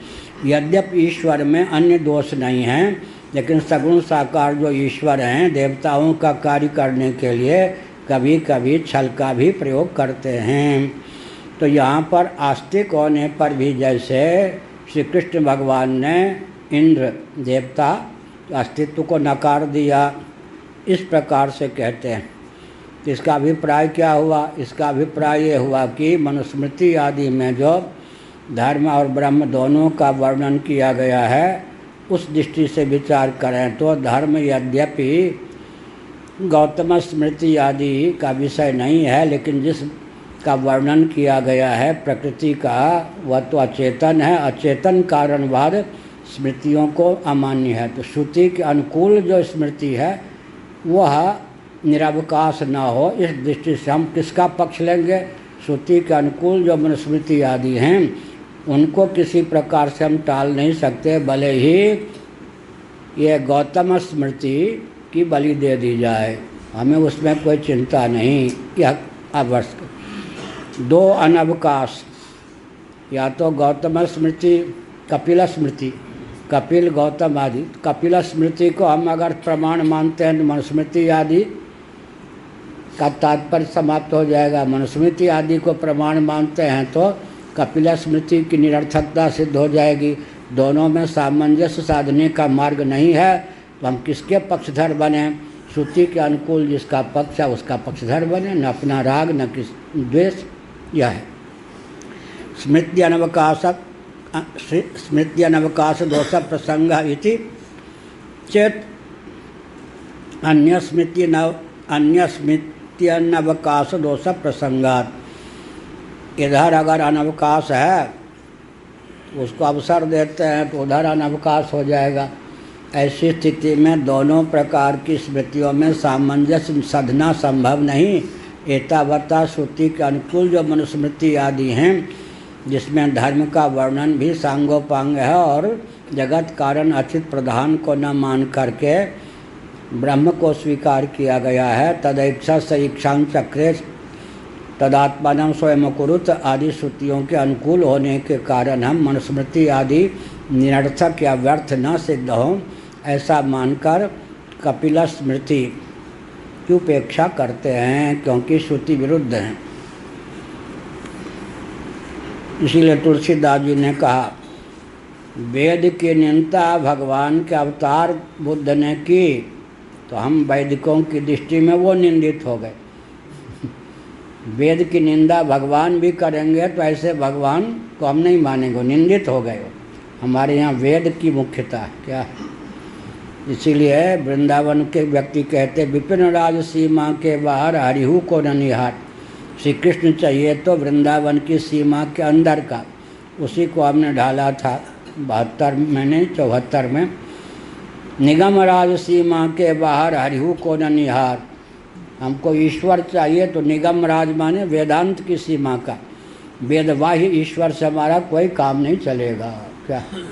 ईश्वर एक समान नहीं, हम ईश्वर के पक्षधर हैं, लेकिन निगम राज सीमा के बाहर हरिहु को न निहार। जिस गली कूचे का ईश्वर हमको नहीं चाहिए, हमको वेद की सीमा का ईश्वर चाहिए। वेद की सीमा का माने वेद्य जो ईश्वर नहीं होगा उसमें ईश्वर के लक्षण ही चरितार्थ नहीं होंगे।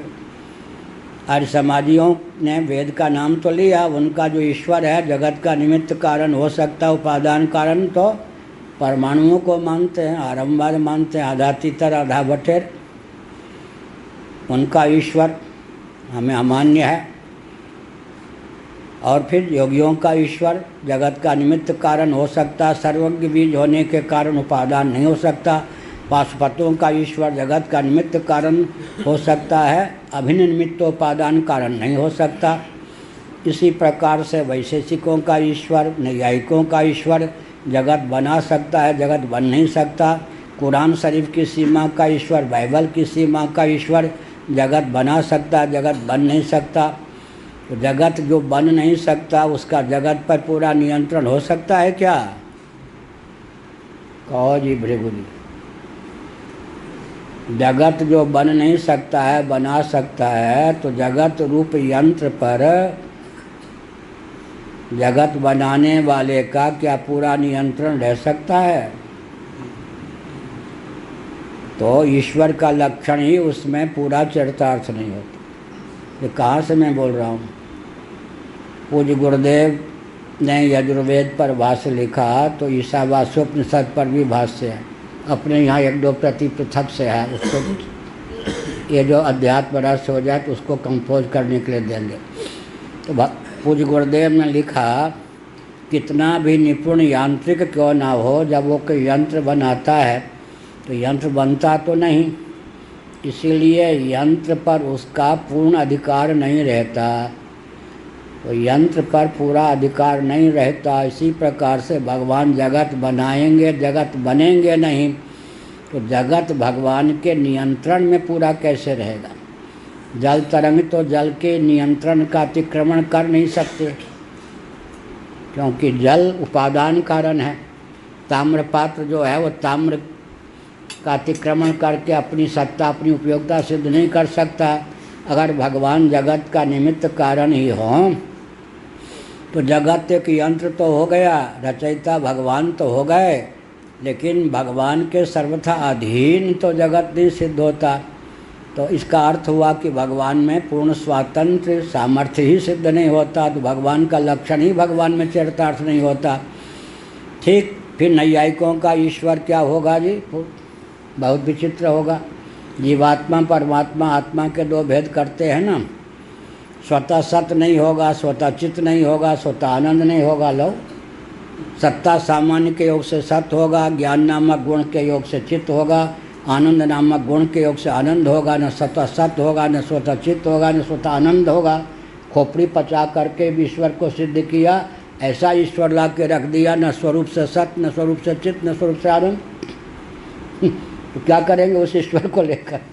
इसलिए अतीन्द्रिय पदार्थ का निरूपण करने चलें और श्रुति को ताक पर रखकर कितने भी सिद्ध महात्मा अपनी अकल लगावें, शकल लगावें, वहाँ त्रुटि कर जाएंगे। यह सब हुआ। अब भाष्य।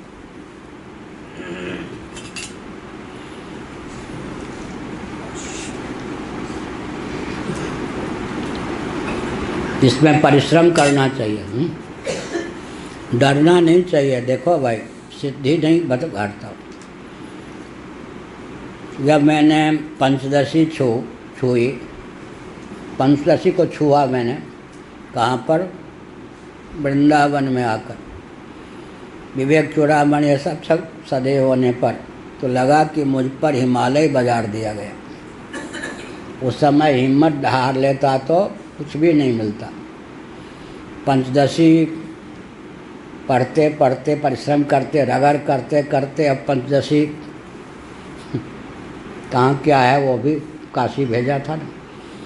पंचदशी पूरी होने के बाद वेदांत परिभाषा को छुआ तो लगा कि मेरे ऊपर एक क्या है, हिमालय बाजार दिया गया।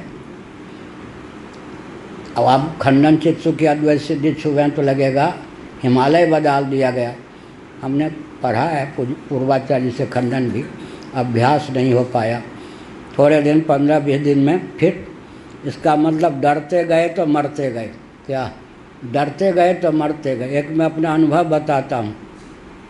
हमारी भावना है कि आप हमारे इस अनुभव से लाभ उठाओ।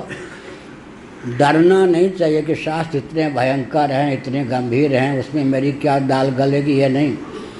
करोड़ों कल्पों से जीव तो जन्म लेता है, शरीर छोड़ता आता है, अंतःकरण तो वही होता है ना।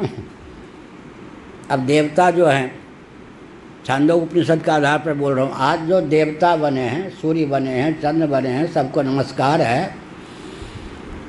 जिन जिन कर्मोपासना के फल स्वरूप देव शरीर की प्राप्ति हुई है, जब तक वो देव शरीर की प्राप्ति रहेगी तब तक उनके अंतःकरण में जो पाप के संस्कार हैं दबे रहेंगे, निष्पाप नहीं होते देवता। छांदोग्य सूत्र में सिद्ध किया गया है नहीं, देवता सर्वथा निष्पाप नहीं होते, देव काल में निष्पाप होते। जिन पूर्ण कर्मों के फलस्वरूप देव शरीर मिला है, जब तक उस देव शरीर में रहेंगे तब तक पुण्य ही फलित होता रहेगा। अब क्षीणे पुण्य मर्त्यलोकम विशन्ति, जब देव शरीर का प्रारब्ध शांत हो जाएगा तो मान लो एक देवता को कुत्ते का शरीर प्राप्त होगा आगे, तो पाप के संस्कार उभर आएंगे, तब कुत्ते के आहार में प्रवृत्ति होगी। अमृत भी बनाने पर जो छकते थे नखरे करके, वो कुत्ते के आहार पर वही देवता टूट पड़ेंगे। तो इसका मतलब अच्छा वो कुत्ता है क्या पापी है? पाप कर्म का उभर के आया तो कुत्ता बन गया, लेकिन उसमें इंद्र बनने की भी क्षमता है, कभी इंद्र भी रहा होगा। इसलिए देखिए, पापी से पापी में पुण्य से पुण्य है। कई बार देवता रहा होगा, किसी को पापी नहीं मान के उपेक्षा नहीं करनी चाहिए। इस समय पापी है लेकिन बोरिंग करके उसके पुण्य के संस्कार को बारा जा सकता है। तो इसका अर्थ क्या हुआ, हम आपने जो करोड़ों बार हम आप व्याकरणाचार्य रहे होंगे, क्या आज मान लो व्याकरण नहीं जानते, तो जब हम बुद्धि को धरोहर न रखें, यहीं की घटना है। इसी प्रकार कोई समझे कि बुद्धि पर बल नहीं देंगे तो बुद्धि पुष्ट होगी या नहीं। जब हम विचार करते हैं तो क्या होता है, तदनुकूल परमाणु जो जन्म जन्मांतर के हैं, थोड़े बोरिंग करने पर सब सजाती परमाणु कर्षित हो जाते हैं। तो हमको भी आश्चर्यचकित करने वाली विद्या प्रकट हो जाती है। इसका अनुभव मेरा रोज का, इससे लाभ उठाना चाहिए ना। ऊपर ईश्वर का स्मरण करते हैं, अपना बल नहीं, गुरु का स्मरण करते हैं, ग्रंथ का अनुशीलन करते हैं, अंदर जन्म जन्मांतरों के जो सजाती परमाणु हैं वो कर्षित हो जाते। इस प्रकार से बताया। अब लो जो प्रथमे अध्याये सर्वज्ञ सर्वेश्वरो जगता उत्पत्ति कारणम। प्रथम अध्याय में चारों पादों को मिलाकर प्रथम अध्याय में जो सर्वज्ञ सर्वेश्वर हैं, सर्वज्ञ भी हैं, सर्व के नियामक भी हैं, जगत की उत्पत्ति के कारण हैं, ऐसा कहा गया। अब भगवान शंकराचार्य महाराज अद्भुत प्रतिभा का परिचय दे रहे हैं। यतो वा इमानि भूतानि, इन श्रुतियों के अनुसार भगवान जगत के क्या हैं, भगवान जगत के निमित्त और उपादान दोनों कारण हैं। भगवान से जगत उत्पन्न होता है, भगवान में जगत स्थित रहता है, समय आने पर भगवान में जगत विलीन हो जाता है। एक ही से उत्पत्ति, जिससे उत्पत्ति उसी में स्थिति, उसी में समृद्धि या विलय। तो शंकराचार्य महाराज अनुग्रह करके 3 उदाहरण देते हैं। उत्पत्ति के लिए पृथक, स्थिति के लिए पृथक, समृद्धि या संहार के लिए पृथक। प्रथमे अध्याये सर्वज्ञ सर्वेश्वरो जगतः उत्पत्ति कारणम। मृत सुवर्णादया एव घट रुचिकादीनाम।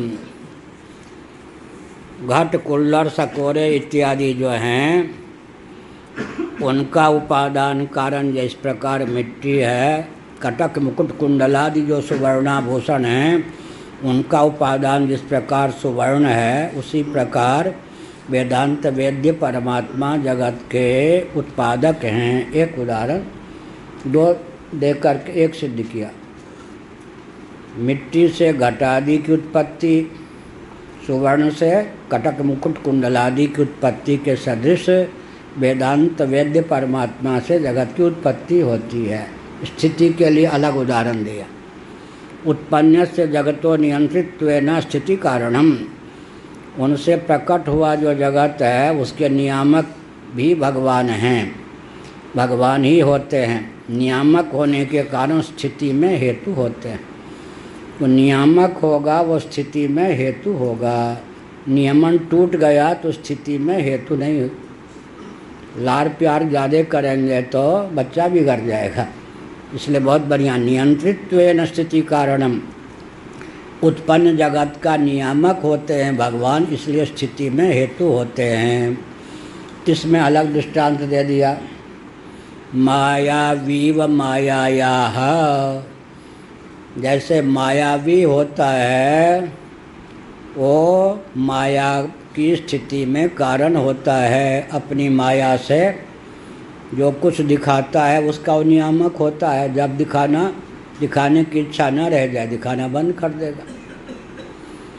अब तीसरा उदाहरण है कि संहार में भी हेतु भगवान ही हैं। जगत की उत्पत्ति भगवान से होती है, जगत की स्थिति में भी भगवान ही हेतु हैं, भगवान ही संहारता भी हैं।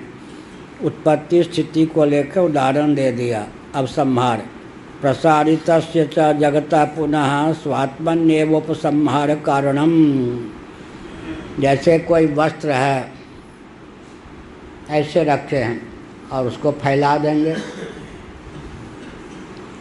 प्रसारितस्य च जगता, और जो फैले हुए वस्त्र को फिर समेट लेंगे। वस्त्र छोड़ दो थोड़ी देर के लिए, यूँ कर लिया, यूँ फैला दिया, यूँ कर लिया। ये जगद्वाल जो है महाप्रलय के समय भगवान क्या करते हैं, समेट लेते हैं।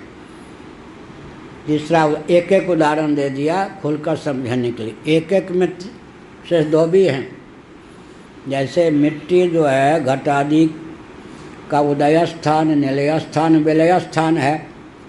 सुवर्ण जो है कटक मुकुट कुंडलादि का उदय स्थान, विलय स्थान, निलय स्थान भी है। तो शंकराचार्य जी ने बाल गोपाल समझ सकें इस दृष्टि से पृथक पृथक उदाहरण, उत्पत्ति को लेकर अलग, स्थिति को लेकर अलग, संहार को लेकर अलग। मायावी जो है मायिक सृष्टि का को जन्म भी देता है, मायिक सृष्टि का नियामक भी होता है। जब उसकी इच्छा होती है तब समेट भी लेता है। एक में भी शेष दो को ले लेना चाहिए।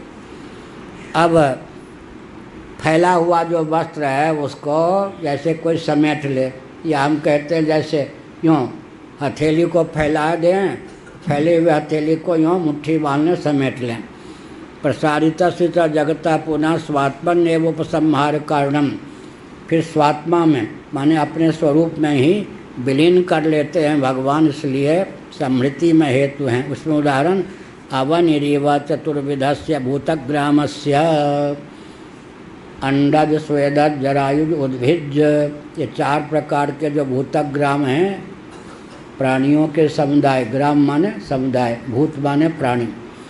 4 प्रकार के जो भूतग्राम हैं वो क्या हैं, जैसे पृथ्वी में जाकर समा जाते हैं, ठीक इसी प्रकार भगवान में ही प्रलय काल में सारा का सारा जगद्वाल, पृथ्वी पानी प्रकाश पवन आकाश के सहित क्या स्थावर जंगम जितने प्राणी हैं सब विलीन हो जाते हैं।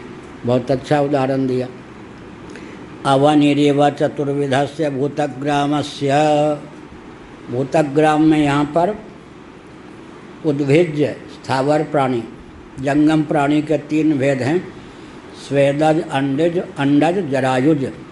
स्वेद माने मलमूत्र पसीना से उत्पन्न होने वाले, जेर सहित उत्पन्न होने वाले जरायुज, और अंडा से माँ के गर्भ से अंडा के रूप में प्रकट हुए, जैसे मछली हैं, सर्प हैं, कछुआ आदि हैं। फिर उनका अंडे से जन्म हो जाता है अंडज प्राणी, अंडज प्राणी। तो ये 3 प्रकार के जंगम प्राणी, और उद्भिज्य कहते हैं पृथ्वी से निकलने वाले उद्भिज्य। एक बार मैं तर्पण कर रहा था, बाबा लोग बड़े दम्भी होते प्रायः, आप लोगों को छोड़कर। क्या हो गया, तो मैं तर्पण कर रहा था, धर्मानंद देवता हमारे गुरु भाई, उनका कोई चेला आ गया। अच्छा, वो एक चेला उनका ये है जो अपने गुरु का नाम भी नहीं लेता, बंगाली बाबा। उनका एक चेला आ गया, आप नहीं, और दंड खोल के मैं तर्पण कर रहा था। अरे मुझे लगता, तो आगरा जिला की भाषा, तुम सिद्ध हो, तुम तो बिल्कुल सिद्ध नहीं हो गुरुजी। हमने कहा मैं तो सिद्ध नहीं हूँ। मैंने कहाँ का सिद्ध हूँ? सिद्ध कौन है? हमारे गुरुजी। हमने कहा कोई दम्भी होगा, तुम्हारा गुरु कौन है सिद्ध? धर्मानंद। हम कहाँ समझ, क्या है? तुम्हारे दंड में किल्ला नहीं आया, आगरा भाषा, किल्ला नहीं समझते, अंकुर आदि, सूखा का सूखा है।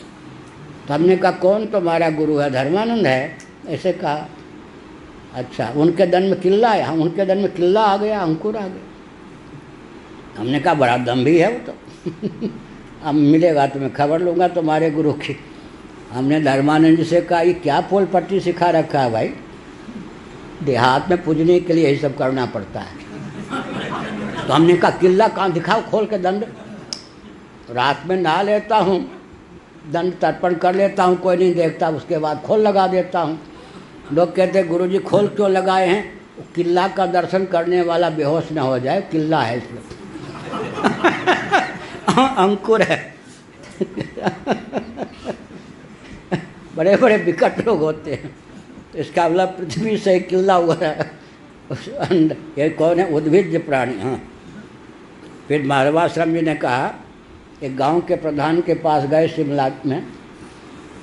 वो गांव का प्रधान अपने भोला भाला था, ये बाबा ठहरे, इधर से उधर से सब जंगल का रास्ता मालूम था। उस गांव के प्रधान से मिल के आ रहे, शॉर्टकट को जंगल का रास्ता मालूम था, अपने आश्रम पर आ गए।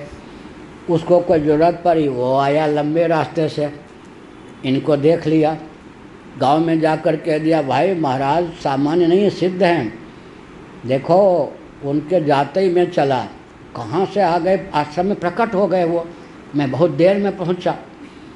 ये इनके यहाँ आश्रम में जितना खर्च हो मेरी आज्ञा है, मेरे पास बिल लाना, बाजार से सब चला जाए।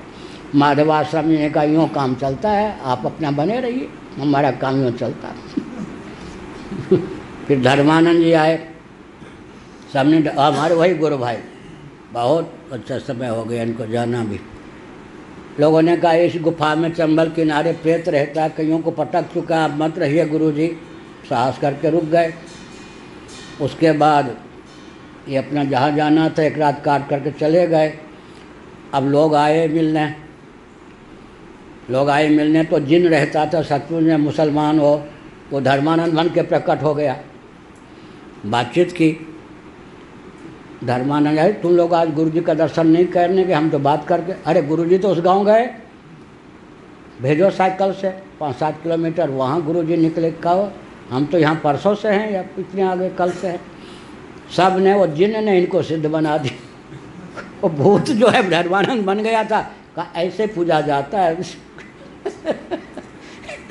किसी को प्रधान सिद्ध बना देता है, किसी को जिन भी सिद्ध बना देता है, ये नहीं। इसीलिए यहाँ पर कहा ये अंडज स्वेदज उद्भिज जरायुज जितने भी 4 प्रकार के प्राणी हैं, अंत में जाकर सब पृथ्वी में समा जाते हैं। एक पंक्ति और, स एव च सर्वेषां न आत्मेत्येतद् वेदांत वाक्य समन्वय प्रतिपादनेन प्रतिपादितम।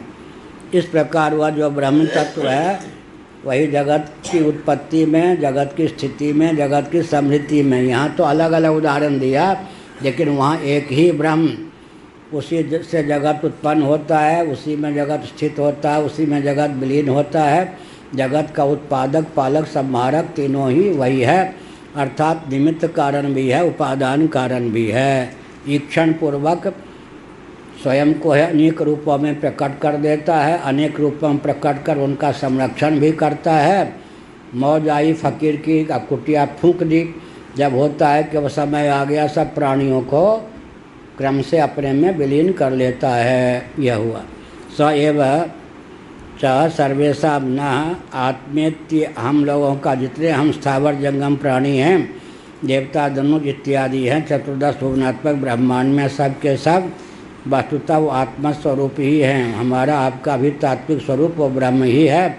केवल उपाधिकृत भेद के कारण हम उस परम तत्व जो कि जगत का भिन्न निमित्तोपादान कारण है, उससे अपने को भिन्न समझते हैं। समग्र वेद वाक्यों का, वेदांत वचनों का समन्वय उस ब्रह्म में है। प्रतिपादितम, इस पूर्व प्रथम अध्याय में इस तथ्य का प्रतिपादन किया गया। साथ ही साथ प्रधानादि कारणवादाश्च अशब्दत्व निराकृता, साथ ही साथ अशब्द माने श्रुति के अनुकूल न होने के कारण गौतम इत्यादि, कपिल इत्यादि के दर्शन में जो बताया गया कि जगत का निमित्त और उपादान कारण त्रिगुणात्मक प्रधान है, उसका निराकरण भी कर दिया गया। ब्रह्मेतर उपादान कारण का निराकरण कर दिया गया, ब्रह्मेतर निमित्त कारण का भी निराकरण कर दिया गया। एतावता वेदांत वेद्य ब्रह्म को जगत का उत्पादक, पालक, संहारक बताया गया। उत्पत्ति, स्थिति, समृद्धि तीनों की सिद्धि जिससे होती है वही वेदांत वेद्य ब्रह्म है। प्रथम अध्याय का सारांश भगवत्पाद शंकराचार्य महाभाग ने इस प्रकार प्रकट किया। ओम पूर्णमदः पूर्णमिदं पूर्णात् पूर्णमुदच्यते पूर्णस्य पूर्णमादाय पूर्णमेवावशिष्यते। ओम शांति शांति शांति।